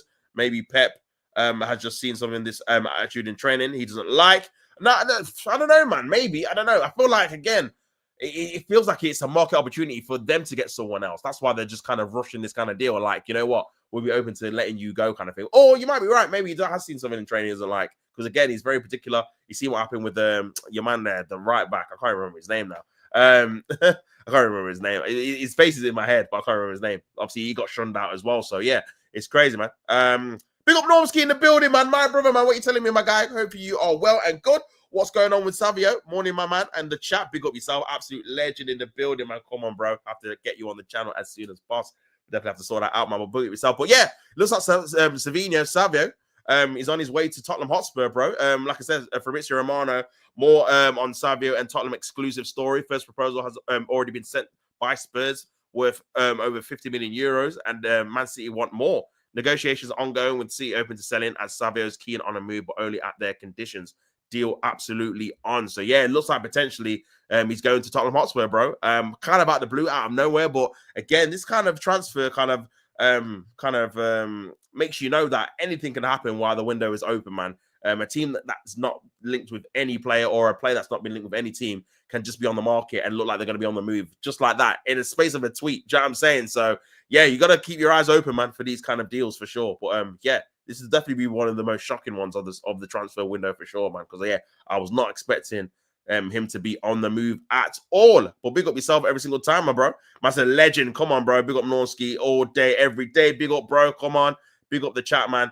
Spurs interested, of course. Morning all. Big up everyone, man. Big up ST. Big up Normski as well. Big up everyone in the building, man. Big up everyone in the building. Big up ST. Big up Normski, man. My fellow Otter inner with a wink face. Come on, bro. Big up Normski getting all the love. Highbury's local badger. Big up yourself. Big up T-Chazo Sports and big up all the real ones in the chat. Big up yourself, brother. People running also don't have the ambition to get Rodrigo. I guarantee you he's going to City. And Pep spoke to it. Yeah, listen, it would not surprise me. Like I said, it feels like this deal's kind of been orchestrated because City have been given the go-ahead that they can do another deal. Might not be particularly Rodrigo, it might be someone else. But yeah, it just feels like they're going to get him out quickly to get someone else in they really want in as soon as possible. Whether it's Rodrigo or someone else. So, yeah, man. But we'll have to wait and see what definitely happens, man. But yeah, this kind of news is definitely kind of shocked everyone for sure. But yeah, big up yourself for being in the building, bro. And make sure you guys like the video. And if you've not subscribed already, you guys know what to do, man. Make sure you subscribe. But yeah, man, obviously I'll get on to let me just see what's going on in this up. But yeah, a quick bit of Arsenal news here. Fenerbahce have submitted an official offer for Zinchenko. Negotiations between parties are progressing fast. Arsenal want 50 million euros, but will facilitate a deal if the Turkish club can reach an agreement with Zinchenko. So yeah, I mean, it's low, man. That's like 12 million pounds. And listen, if he wasn't going to go to a Premier League team, you're always going to get less probably than 15 mil because of his wages, man. He's on 150 a week. That's a lot of wages for a team that's not in the Premier League to be paying for a quote unquote left back. The rumors are that obviously he's been wanted by Jose Mourinho to play in that kind of sixth role in the Turkish league. So yeah, but yeah, the main official offer. Listen, we just need to get him off the books. If I'm being honest, And even though the fee is low, it's very low. It's better than nothing, I guess. But yeah, we'll have to wait and see. Bill Chris says, to be fair, maybe because Gravenberch's not there, we did play with offensive midfielders. Yeah, for sure. I mean, RS did say, man, that was probably your worst combination midfield that you had, like starting the game. So maybe that might be a case as well. Big up Norski as always, man. Mesa, thanks. Any Eze news? I don't think so. Let me just double check, bro. But again, a lot of people were reading into the fact that he didn't look the most happiest after obviously Palace won the Community Shield. Kind of looked like he was not a moment of regret or a moment of reflection, people were saying. Obviously Eze's mind is elsewhere. Obviously this is just him looking around. So I don't know, man. Again, without context, you don't know what obviously where this was, but yeah, it just look like he's looking at something else or thinking about something else, man. But yeah, man, I don't know. Nothing kind of concrete, really. Just people just speculating, I think, more than anything. People saying that Andre Burt was there at the at Wembley to have a look. Obviously, that's him as they there with the Community Shield. But yeah, man, nothing really concrete, man. Obviously, someone asked if he was coming to Arsenal, and he just did that. So yeah, man, nothing really concrete, bro. If I'm being honest, man, nothing concrete, but we'll see. But again, I feel like it is dependent on or selling Fabio Vieira. It's gone a bit quiet on that, so I don't know whether he's going to be obviously be sold in the next week or so to Stuttgart. He was linked with again. The numbers were about, I think it was, I want to say it was about 18 million euros or something like that, or 20 million euros, which is about 17 million pounds, something like that. So yeah, man, I think that kind of deal, being able to sell him, is going to be very, very crucial in terms of us getting another player, man. We're going to have to sell some players on and then see what happens at the end of the window or towards the end of the window for sure.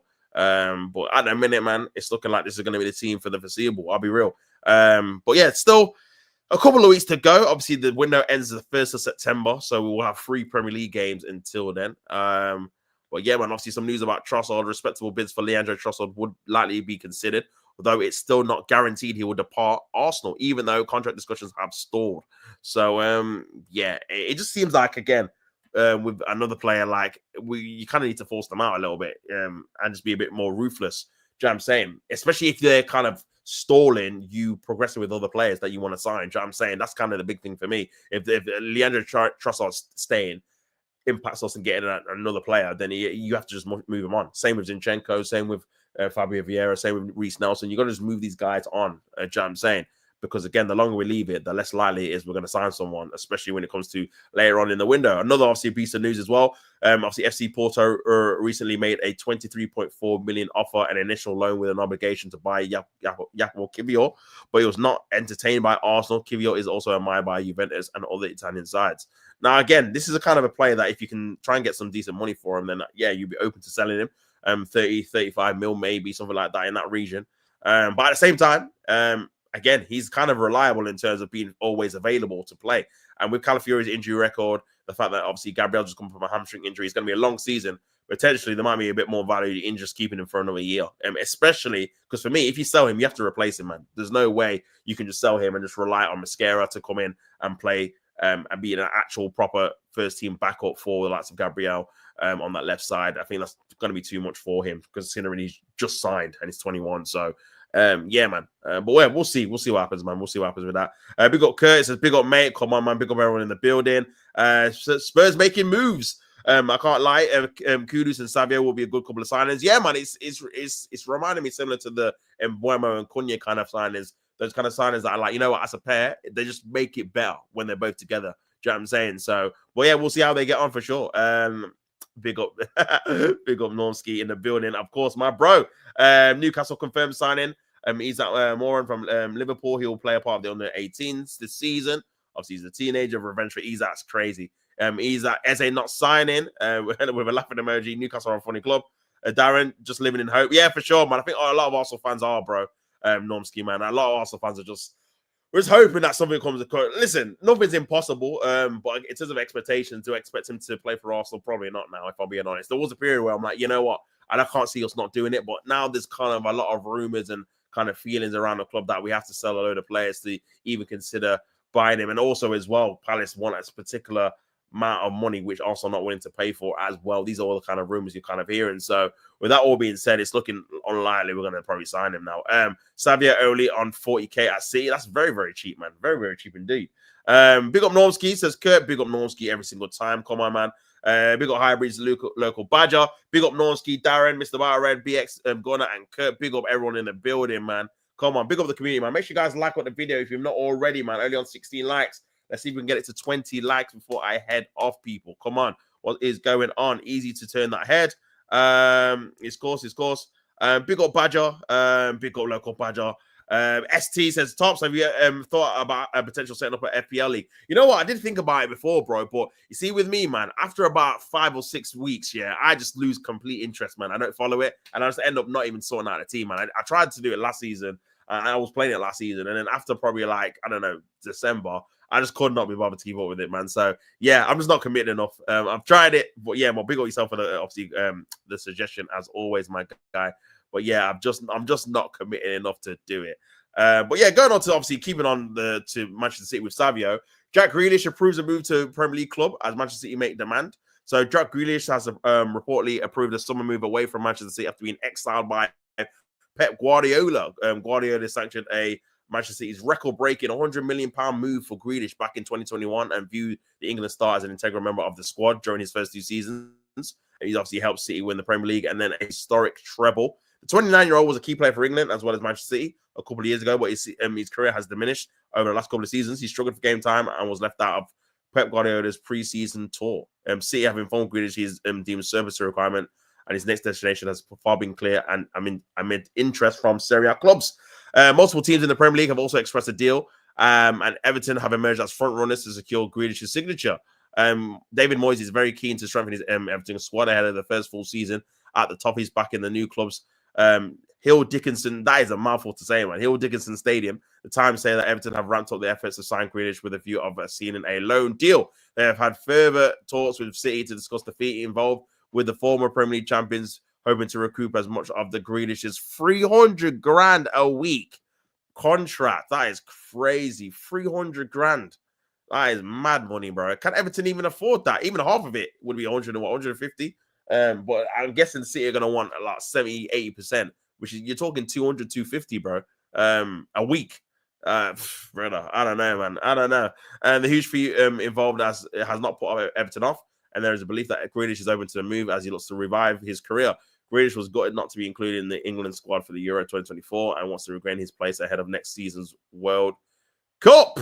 So, yeah, man, potentially he could be back into the World Cup fold if he does get a move. He definitely has to move. I'm surprised he's not been linked back to Villa, to be fair. Maybe they don't want to pay his wages. Maybe they can't afford to pay his wages. So that could be a thing for sure. Big up Normski with a fist bump there to Highbury. Liverpool preparing a 35 million bid. Expected to be rejected, but it's testing the waters. Gay wants Liverpool. Oh, yeah, I did hear that yesterday, I think it was. So potentially that could be a thing, man. Potentially that could be a thing. Big up everyone in the building, man. Make sure you guys like the video and subscribe to the channel, man. But yeah, to the Jack Grealish, I think potentially he could be on his way to Everton. And I think it would be a good move for both Everton and Jack Grealish. The only thing is the wages, man. It's a lot of money. And again, his fitness has not been obviously not been clear the last couple of seasons, man. He has been injured quite a lot. And also some of his antics outside of football with the drinking and stuff like that has maybe affected his overall, obviously, form in terms of on the pitch, as well as his availability. So, yeah, definitely something you're going to keep an eye on for sure. But yeah, I think it would be a good signing for Everton. And I think, especially playing in a new stadium. So I am looking forward to seeing Everton in the new stadium as well, man. And seeing how they adapt to it. So, going to be very, very interesting indeed. Big up Highbury local Badger.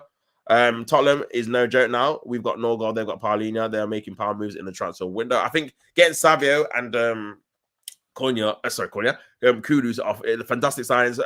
Paulina as well, if he can replicate his form he had for Fulham before he left the Prem, then yeah, that'll be another good signing as well. They are making some good signings to their first teamers for sure. But I still think they definitely need a lot more though, if I'm being honest, man, in terms of like, I think they need to upgrade on their striker situation. They definitely need another. I mean, you could argue they need 2 number 10s now with Madison out for the season. They needed a number 10 with Madison there. So, but yeah, I still think in terms of like creative kind of standpoint, they definitely need a bit more. But now they're going in the right direction as well. And it just depends, obviously, how they're going to cope as well. Because remember, they've got Champions League football, so they kind of need a squad that's going to be versatile and obviously stretch playing Monday and obviously Monday weekend and obviously midday as well, or weekday. Sorry. So yeah, very interesting, man. But yeah, swiftly on to the a little bit of Chelsea news now. But yeah, this guy here, Chelsea target Javid Simmons in possible Christian Nkunku swap deal for RB Leipzig. Nkunku is for sale and could return to the Bundesliga club.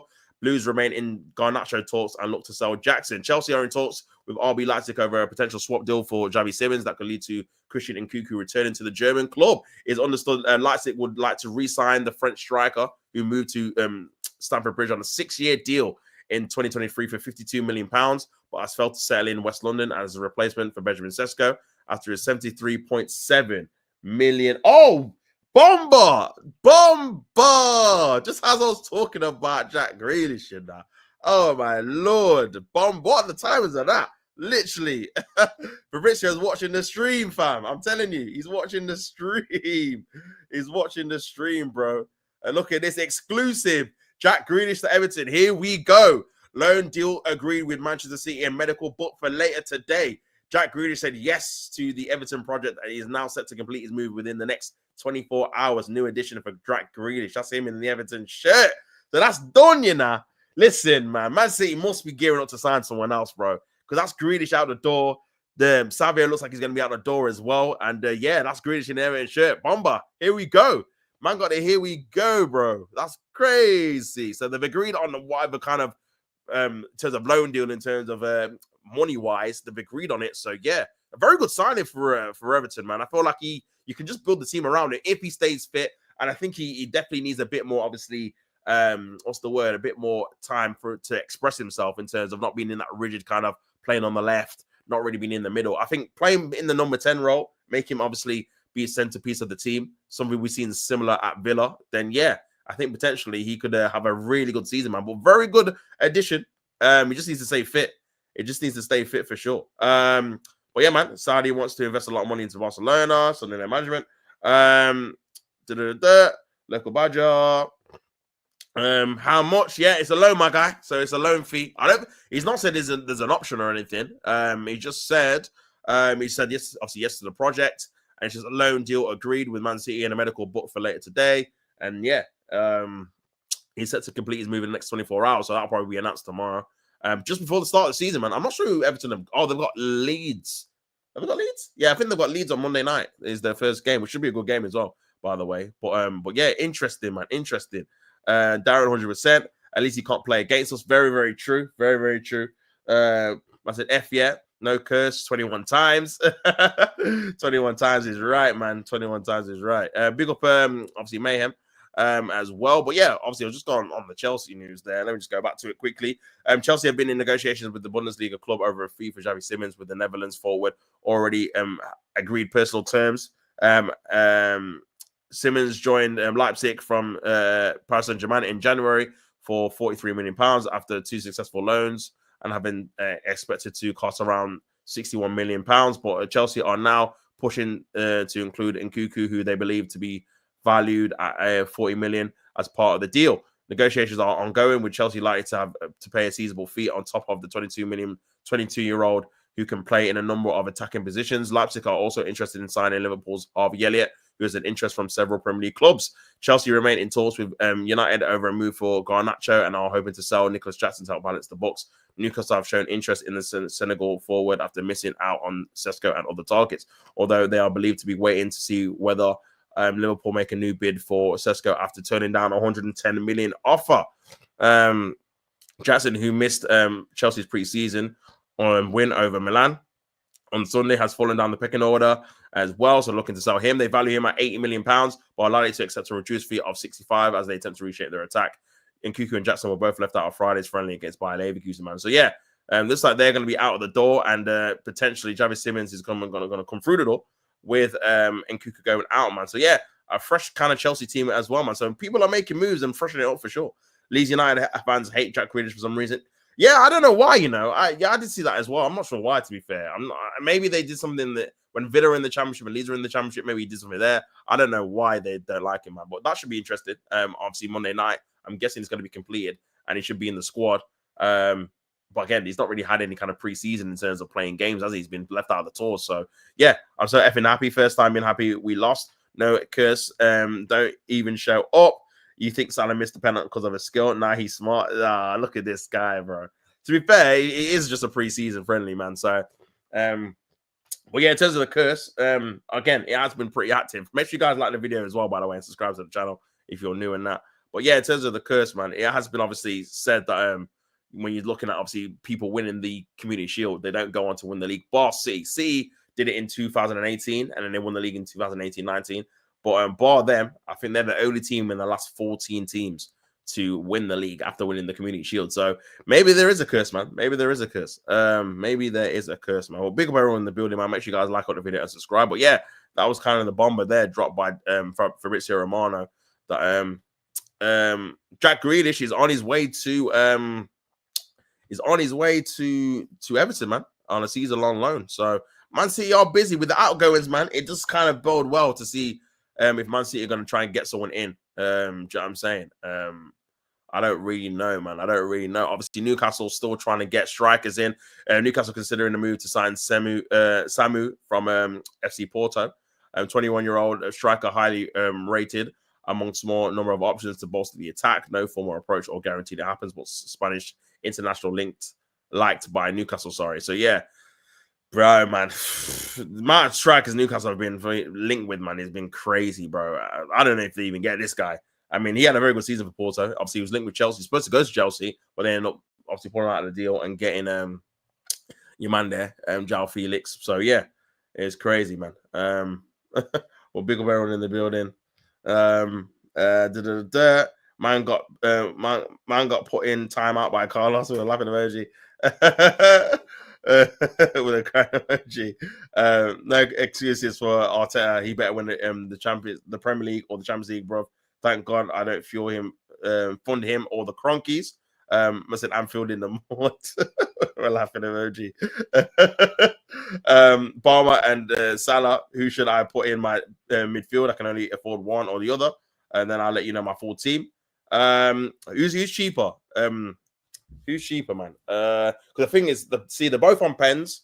Obviously, Salah got a lot of goals last season, but again, I don't know if he's gonna have the same impact this season. Palmer obviously probably is in better form the last, I don't know, pre-season going into the end of last season, obviously with the Club World Cup and that. So, and Chelsea have got better fixtures. Hairline Almighty.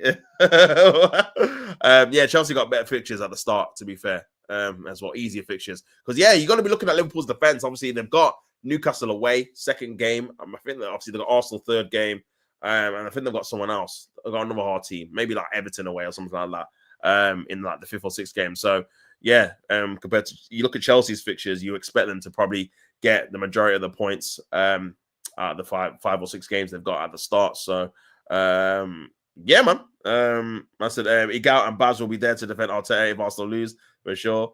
I was thinking Palmer, but Salah is also inconsistent, tough decisions. Salah is 15, bro. The game has gone, man. I remember when it used to be like 10 mil, and that used to be for one player, and that used to be like, oh my days, that's so like 10 mil for one player when you've got a budget of like 100 back then. I think it was crazy, but yeah, flipping out, man. 15 mil. There's nearly 20 mil for one player is a mad thing. 14.5 mil, yeah, so yeah, it's a lot. Palmer is my captain, says Carlos. So yeah, man, a lot of people in the building, man. Big up everyone in the building, man. Make sure you guys like on the video and subscribe to the channel if you are new as well, people, man. I don't have Salah at all. I went for Haaland. How much is Haaland, bro? Because I know Haaland's going to be 15 plus, man. I know 15, 16, something mad. Something mad. Because when I played last year, he was definitely up there. The problem with Haaland is that if you don't score, he's not an assist man in it. So you know, obviously the Palmers and the Salahs, even if they don't score, they can get 2-3 GA in the game. Do you know what I'm saying? Whereas Haaland has to just score, otherwise you ain't getting no points, fam. Do you know what I'm saying? And to be fair, he does score a lot, but he's a guy that's more like a form guy. Like he'll score a hat trick in game, and then he might not score in another game, then score 2 in another game. Do you know what I'm saying? So it's hard to navigate for sure. I said the last player we saw to Tottenham was Alaba. Damn, was it? Flipping out. That's a throwback, man. I always forget he played for Spurs, you know. Always forget it. And he had that stint at Real Madrid on loan. That random stint, bro. But yeah, man. But yeah. It's crazy, man. It's crazy, man. I said Haaland is 14. I said Jesus Carlos. Man put you in the timeout. That's funny. But yeah, man. But yeah, we'll have to see if you do get Sabio in there. Because again, I feel like for me, if you do obviously sell him, then it's going to be looking highly likely that you're going to be signing someone else, man, for sure. Because I just don't see a world where you just don't get someone else in. When Grealish is obviously out the door now, and now you're potentially going to get rid of Savio. That's two of your kind of wide options there. You've got AFCON as well, which again, you're looking at AFCON thinking potentially that's going to be another kind of period of time where you're not going to have your players available, fit and ready to go. So yeah, man, it's going to be Mamouche is going to be missing. So yeah, I think be ready for City to try and be linked with someone else. I'll be honest, man. But we shall see for sure. But yeah, big up everyone in the building, man. Make sure you guys like the video and subscribe to the channel as well. Of course. Just obviously checking out the other news. I said Carlos with a laughing emoji.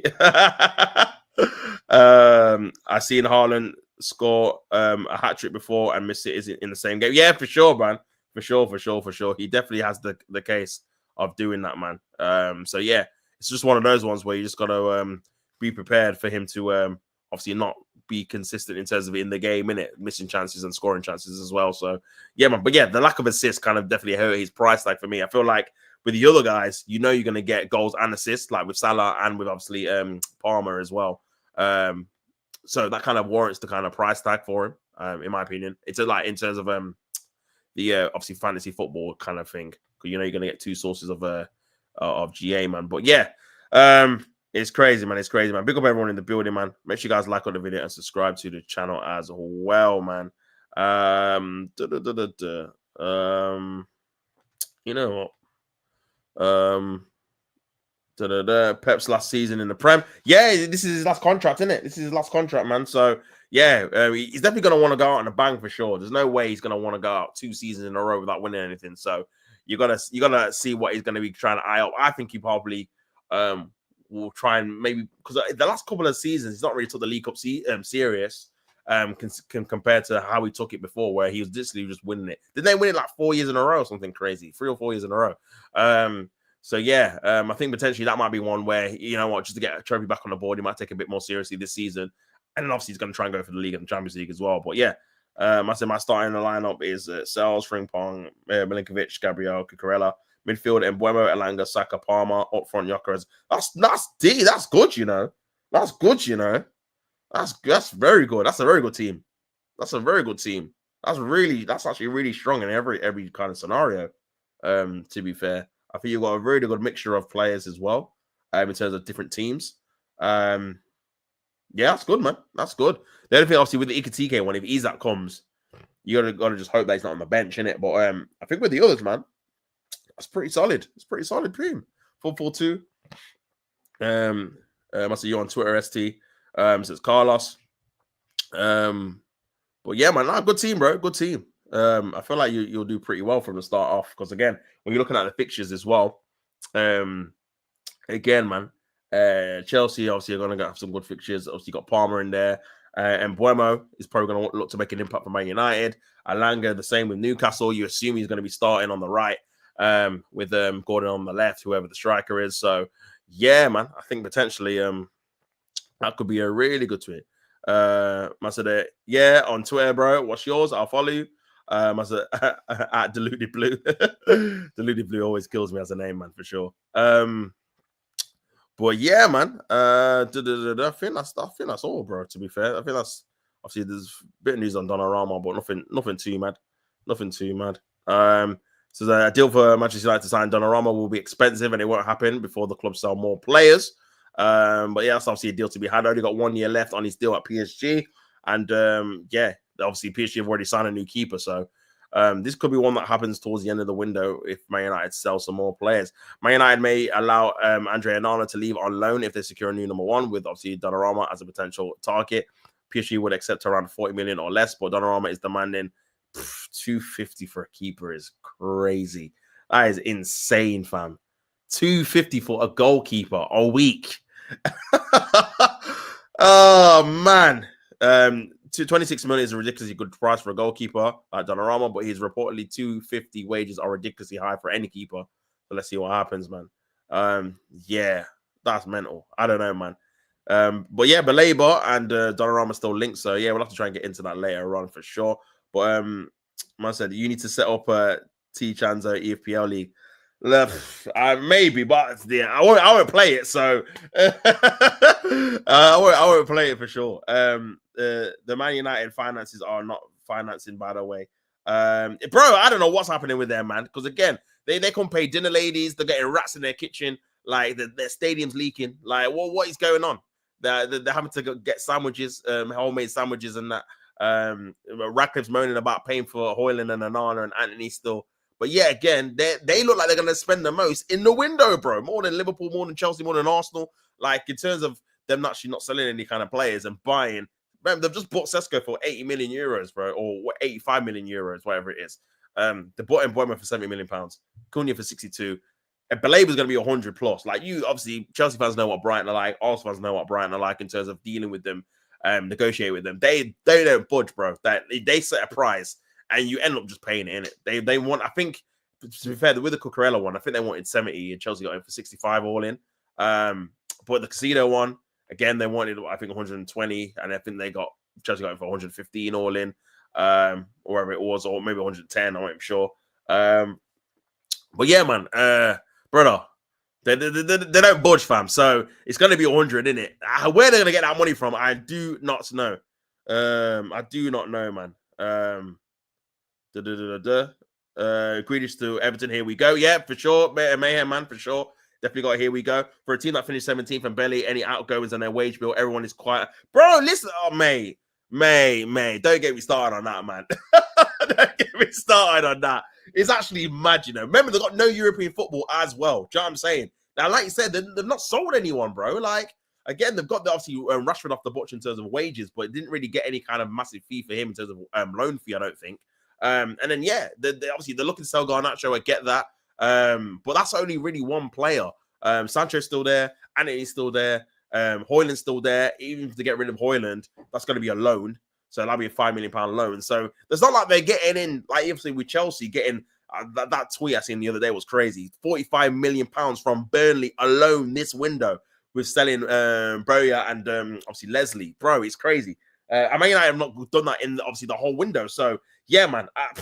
For me, I can't see how this is possible for them to do. Maybe they're finding some loopholes. Maybe they're kind of reinvested into the team earlier because we've seen teams do that before with the anticipation of them getting back into the Champions League. So they're like, you know what, we're going to take a little bit of a risk here.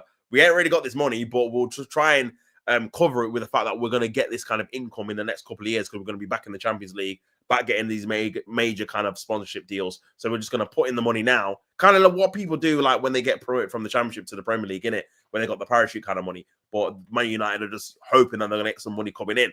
But yeah, man, other than that, man, I can't see how they're affording it still. I'll be real. Because they're spending more now than they did when they're in the Champions League, which is mad. Donnarumma, Mike, again, Milan always provide awesome goalkeepers, says Harry's local badger. Man United have more rats than Onana has saves. That's crazy. That's crazy.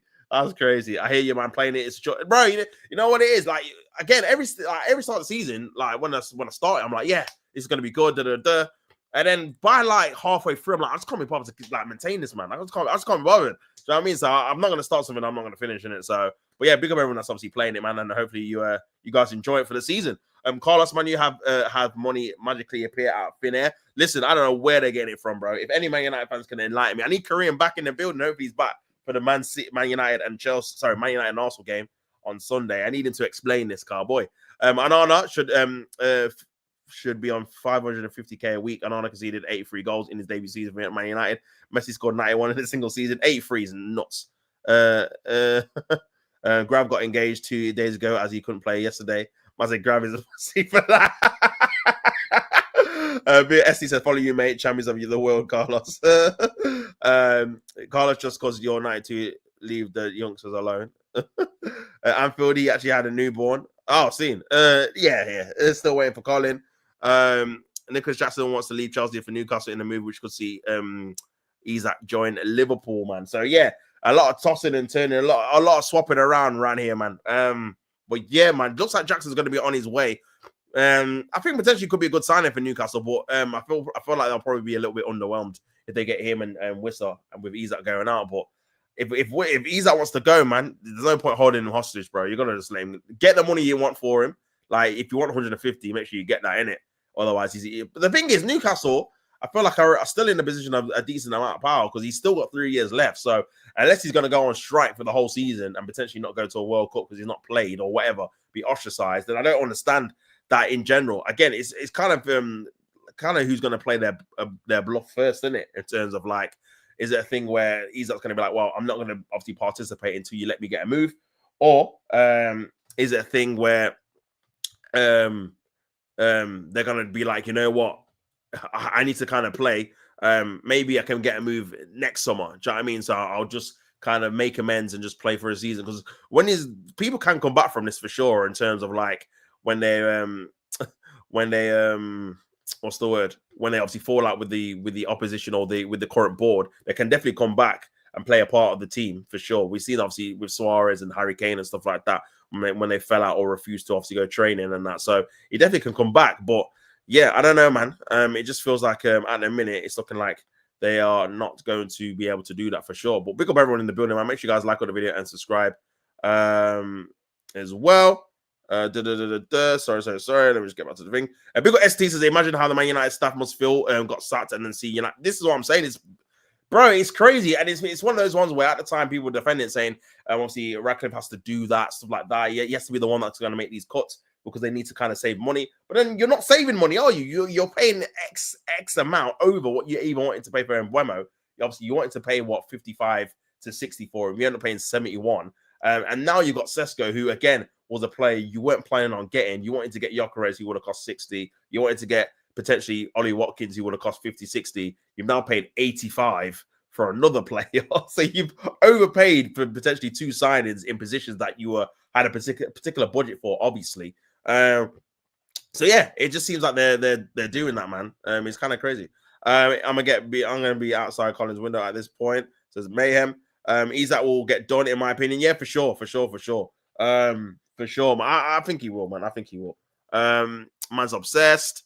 We need to cash in on Jackson now, bro. He's third choice while his value is up. Yeah, for sure. This is why I say you got to do it at the sorry, you've got to cash in. I think you said this before, bro. Like you've got to cash in on these players at the right time. Like there's always a time where they're in their peak where you think, you know what, even though again, we could keep you could keep Jackson, but like you said, he's third choice, and it's one of those ones where he's probably not going to get too much minutes if you play the likes of Jackson and João Pedro on a regular basis there, man.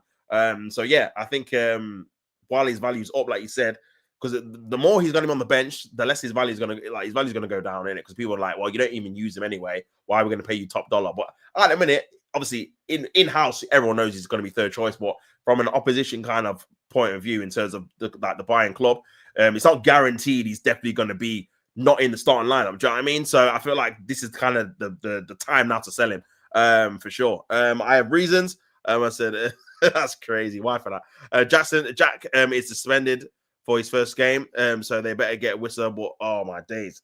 But for AFCON there, oh yeah, oh that's a howler for AFCON, bro. Nah, they've got to keep Isak, fam. They can't be getting Wissa and Jackson, and then they're both gone for AFCON. Oh, that's mental. They're gonna have no striker for a month. Yeah. They've not done their research, man. If that's the case, Jackson has reportedly told Chelsea he wants to leave, and he's revealed the club he favors. No club favors Jackson. Says Darren.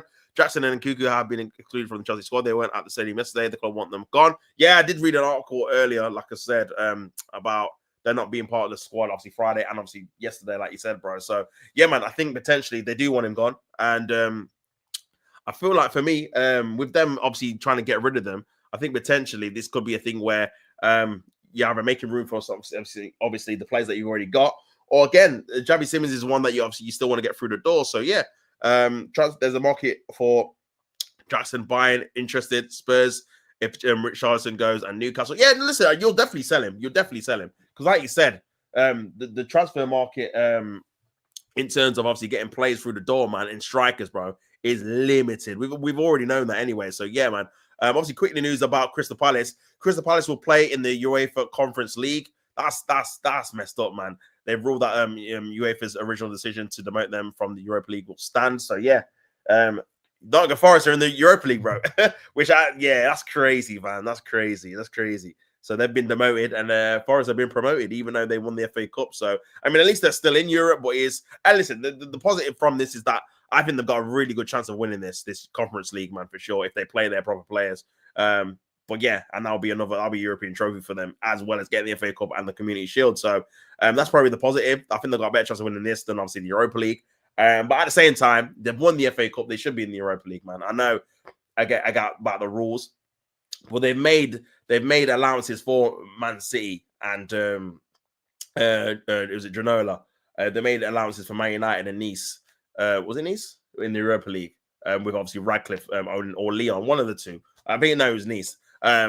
Making exceptions for them both being in Europa League in the same year. So yeah, man, disappointed for Palace, but I think overall, I think potentially they've got a better chance of winning that anyway. So we'll have to wait and see what happens with that, man. Obviously, I think I've got another Ornstein bomber, and then I'll head off for sure.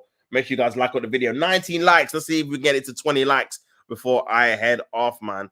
It's not hope, Darren. I'm not even worried for or sweating. We sell. I'm so confident. Yeah, no, it's not hope. Darren, they will sell Jackson, bro. They will sell him, man. I'm not even a Chelsea. They will sell him, innit? It's just to who. But yeah, the market's so like scarce, bro. Like for strikers, Newcastle need a striker. Tottenham will want to get a striker if they sell Richarlison. He was linked with Bayern. There'll be other clubs that will come out of the woodwork and say, yeah, we'll have a dabble in it. So look, Crystal Palace will win it easily. Yeah, this is kind of the positive, bro. I know there'll be obviously Palace fans will be disappointed because again, this is the first time ever in Europe. In the Europa League, you're gonna go to bigger teams, bro. Like that's the only thing, away grounds and stuff like that. So maybe from a fan perspective, they're thinking, well, and we deserve to be in there. We rightly won the FA Cup. So from that perspective, I hear it. But at the same time, in that Conference League, bro, they should be should be winning that. Like unless they don't take it seriously. But with the quality of teams left in there, they should be winning that. To be honest with you, Garcia says, we've lost Darren. Sorry, we've lost Darwin. He went Stardy. We lost obviously Diaz. He went to Bayern. I think there's room for another attacker in order to strengthen us. Let's see what happens in the window. Yeah, we'll see, man. We'll see. Well, you put your hand in an elephant's mouth, Carlos. You must be really confident. You ever had a girl, Darren? I've done worse than feed.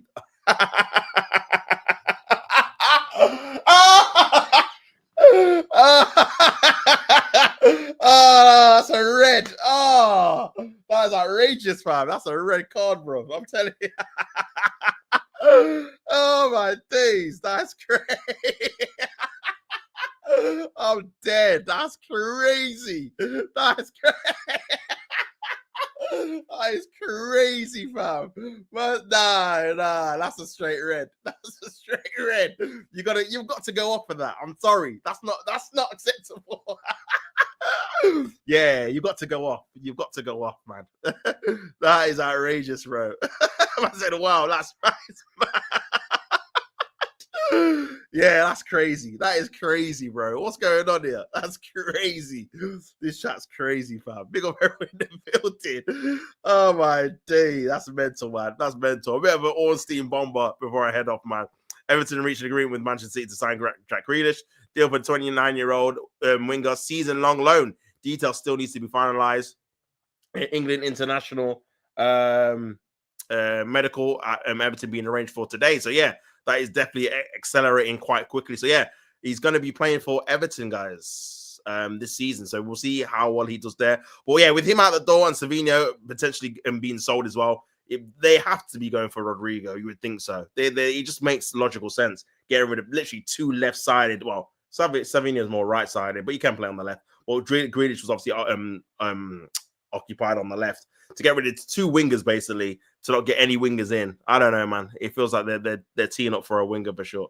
Man said, balance one gal every day. I said, got roasted for a week.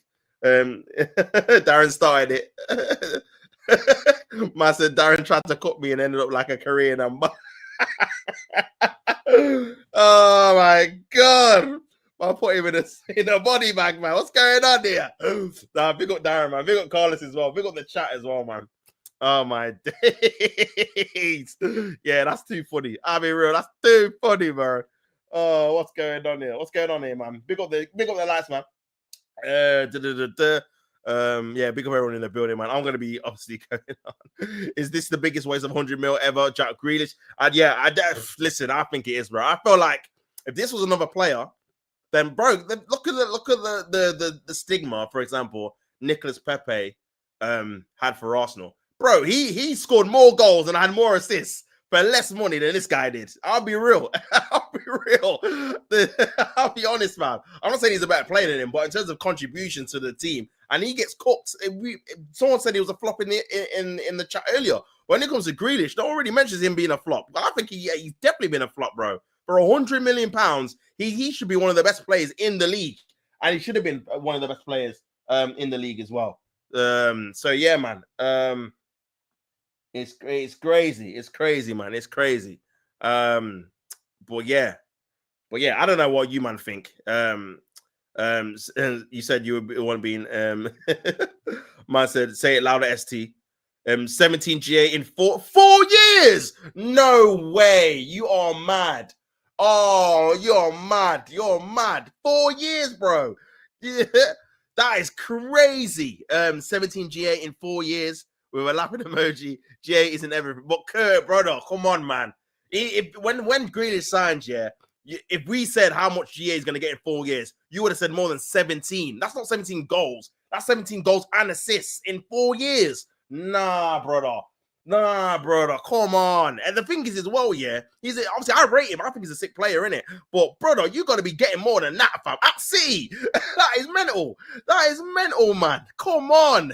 For a player of his quality, you should be getting more than that. That is mad. 17 in 4 years. Oh, that's not like if that was like 2 seasons, I'd be like, yeah, okay, it's not great. But again, 4 years is mental, bro. Flipping out. That's what. Well, you do the maps there, yeah. That's what. How much is that a year?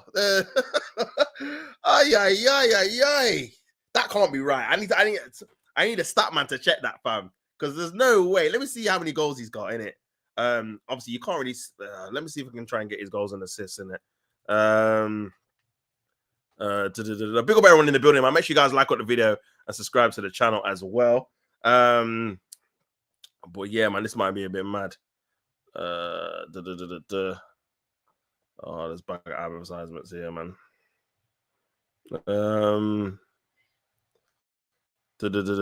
yeah, crazy, man. Crazy. Flipping out. Mad. I mean, I remember during the treble season, he was playing well. I don't think he got a lot of GA that season, but I remember he was playing well for City that season. That's probably the only season I can remember, man. Really, if I'm being honest. Season before he was okay.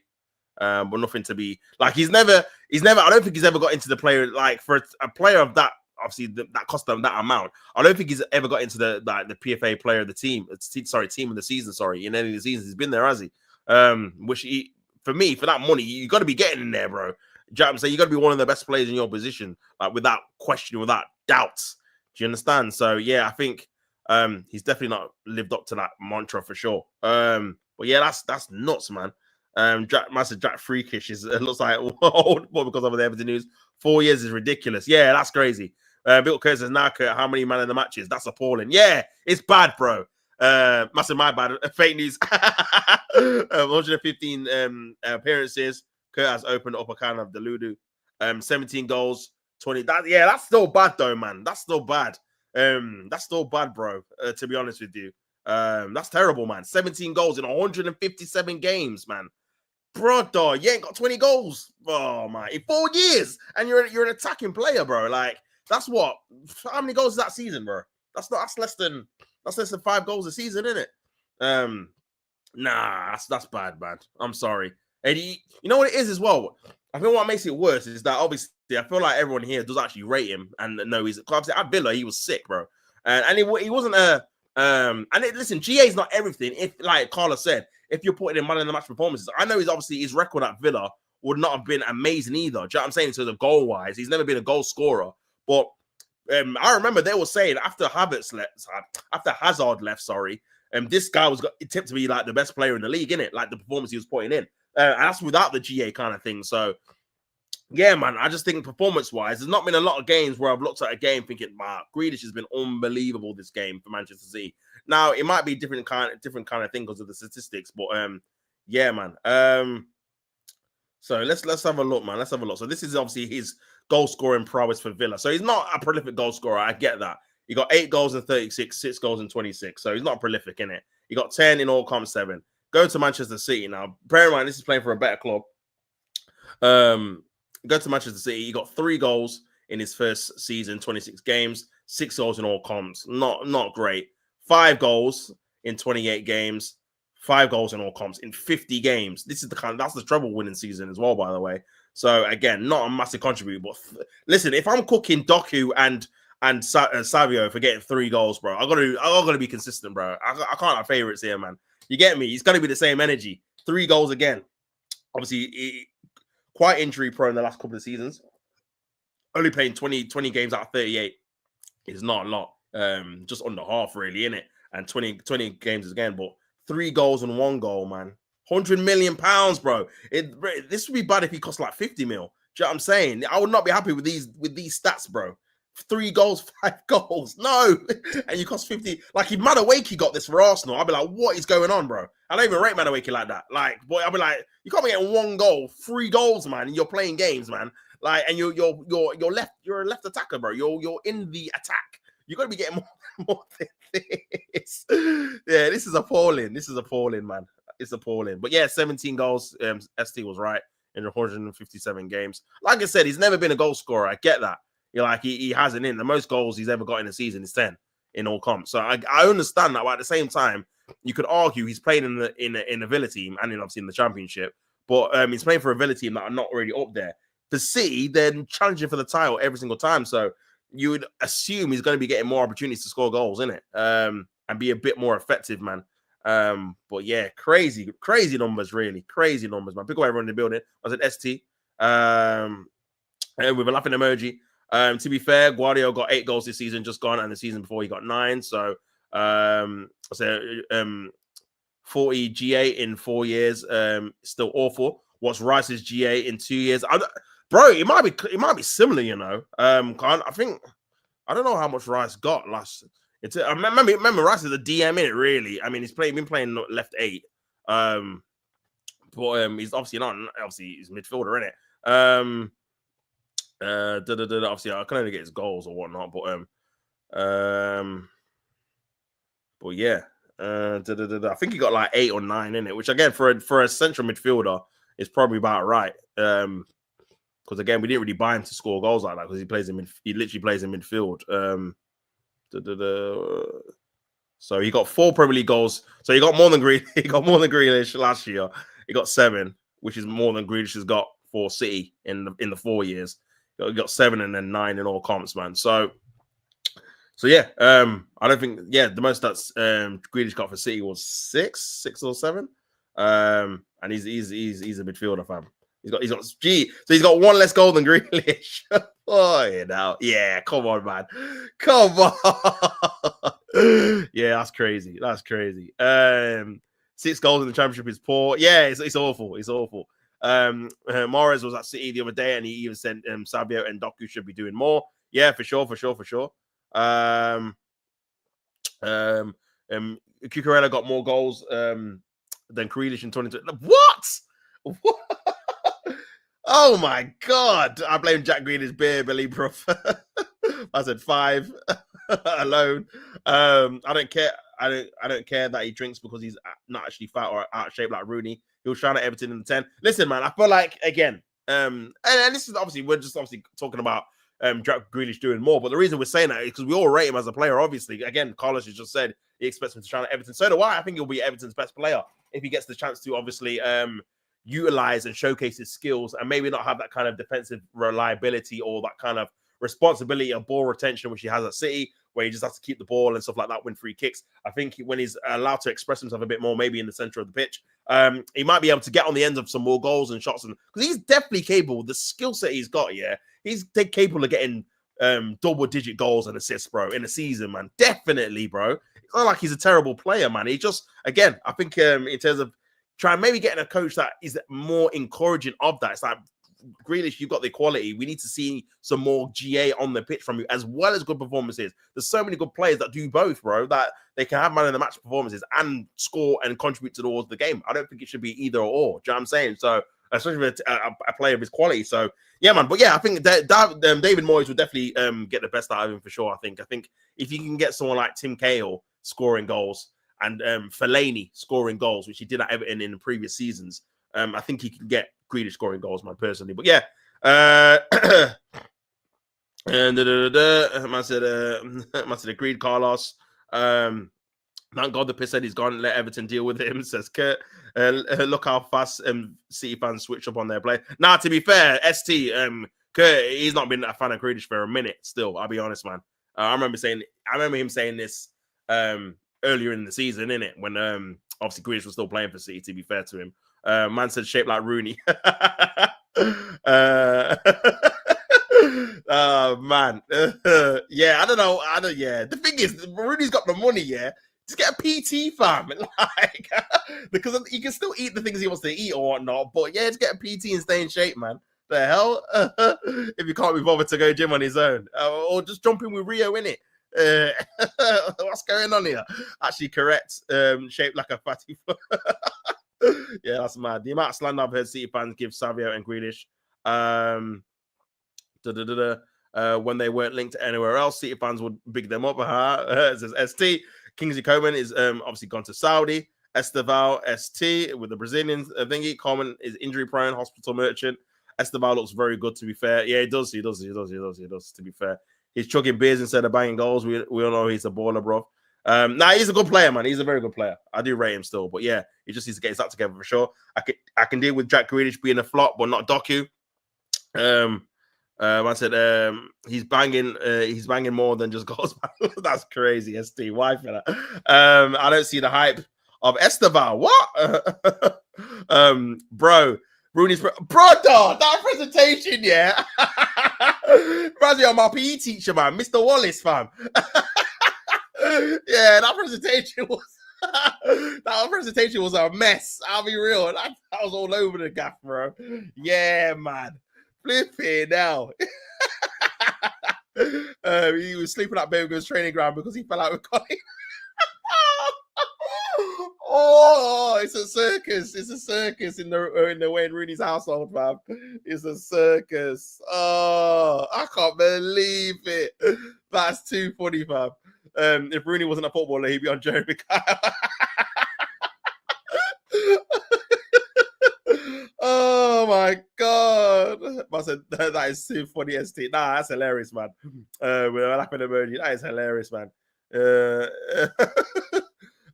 Liga on Savio to Spurs. No, that cannot happen for F's sake. That's crazy, man. Yeah, Kurt, you're asleep. Esteval is cold. Nah, he looks good, to be fair. I'll be real. He does look good. Obviously, we'll see the season in it, but nah, he does look good, you know. He does look good, I'll be honest, man. Nah, Chelsea got a good little team there, man. Good little team going on. So we'll see what'll go on for them this season. They've got a few good players as well. I disagree, but could be proven wrong. Yeah, listen, man. You've got to give him some time to play in the Premier League, of course. But yeah, man. I think potentially he could be one to watch for sure this season as well. Do you know what I'm saying? Because yeah, man. I think for me personally, he's definitely going to be a player that could be one of the kind of young breakout stars of the season. Man, big up everyone in the building, man. Make sure you guys like up the video and subscribe to the channel if you've not done so far. But yeah, just going through kind of the breaking news throughout the morning and that. And yeah, it's been another good I told you, title charge on about Carlos. Listen, man. With how Liverpool looking defensively, Manchester City got their defensive obviously issues. Arsenal going forward again, like a bit of dynamism as well, even the defensive look all right. But going forward, they're still heavily reliant on Bukayo Saka and obviously Gyökeres if he starts a lot of games. So yeah, man, I think Chelsea, man, defense. I mean, maybe the only thing with the defense is probably obviously now Colwell's going to be out. Are you going to get another centre back? especially playing the Champions League. And yeah, obviously the keeper is well potentially, but obviously Sanchez is obviously been playing pretty well the last in the Club World Cup in it. So yeah, man. But yeah, bar that, I think potentially you could be on for something for sure. You could be on for something for sure. But yeah, man, big up everyone in the building, man. So I'm saying it's gone, man. Oh man. What's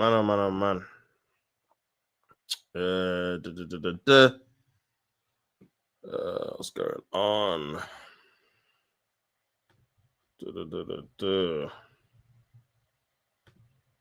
But yeah, man. Oh, what's going on? Mahrez is the best right winger City I've ever had. Mahrez is cold, bro. Mahrez is very, very cold. Very, very cold indeed. Massive chat to me. Now Curtis, Sean Wright Phillips. Sean Wright Phillips was great, man. He was a very good. Obviously the first time more than the second time, but yeah, he was fantastic for sure.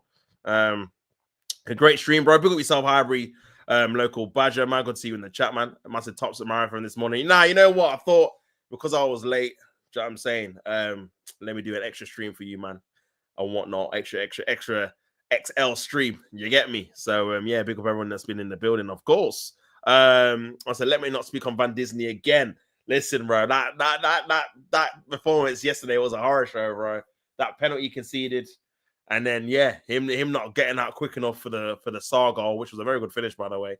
Yeah, man, was a bit stinky still, but we'll see, man. Again, Liverpool, obviously, I've got a decent, pretty tough start as well with Newcastle away, Arsenal at home. I think they've got Everton away as well, so we'll have to wait and see what happens with that. But yeah, man, looks like he might need a bit of help. Van Dijk, fam, might need a bit of help.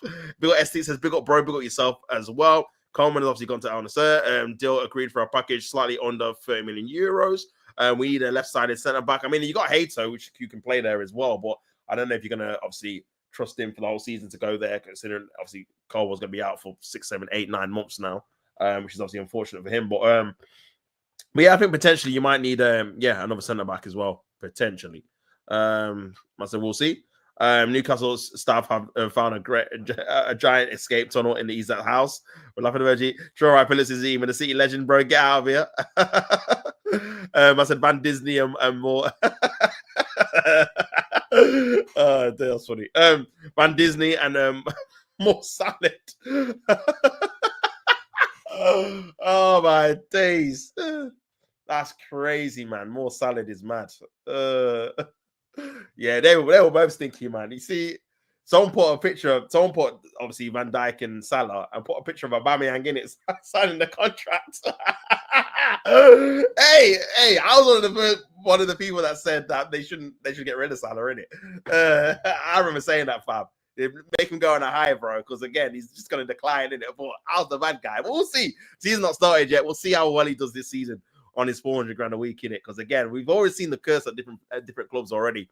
When they get that big bumper contract, bro, they just it just goes down, man, from there. Especially when they're getting older as well. But yeah, we'll see how it goes, man. I think probably the good thing about Liverpool is that at least with Salah, they can sell him to Saudi in it if he's not up to scratch this obviously season, especially with the money he's on in it. So yeah, but yeah, this is obviously going to be his last big contract before, in Europe anyway, before he's probably going to be moved on. So yeah, man. But yeah, big up everyone in the building, man. Make sure you guys like the video and subscribe to the channel as well, man. But yeah, that's been me. It's been your boy Tots, man. Obviously done a massive stream. I probably man's with a laughing emoji. Yeah, I probably won't do it at 2 o'clock just because again, we probably covered everything here. So yeah, I'll be back tomorrow, man. I said we want tops out, say we want tops out. We want tops out, say we want tops out. I hear it. Listen, I hear it, fam. I hear it. These might want me gone, you know. But yeah, man, big up everyone else obviously in the buildings. Obviously stayed with me for the last 2 hours, man. Been a bumper stream, you know. Bumper stream, lad. But yeah, man, I'm gonna raid to my brother Shane. He's obviously still online. Make sure you go over there, say Chanzo Sports raid, tops raid, all that good stuff. And yeah, I'll probably be back tomorrow, man, in the morning, 9 a.m., all that good stuff. So yeah, enjoy the rest of your day, and I'm out. Don't hate to play at the game. Until next time, people, I'm out. Peace and love.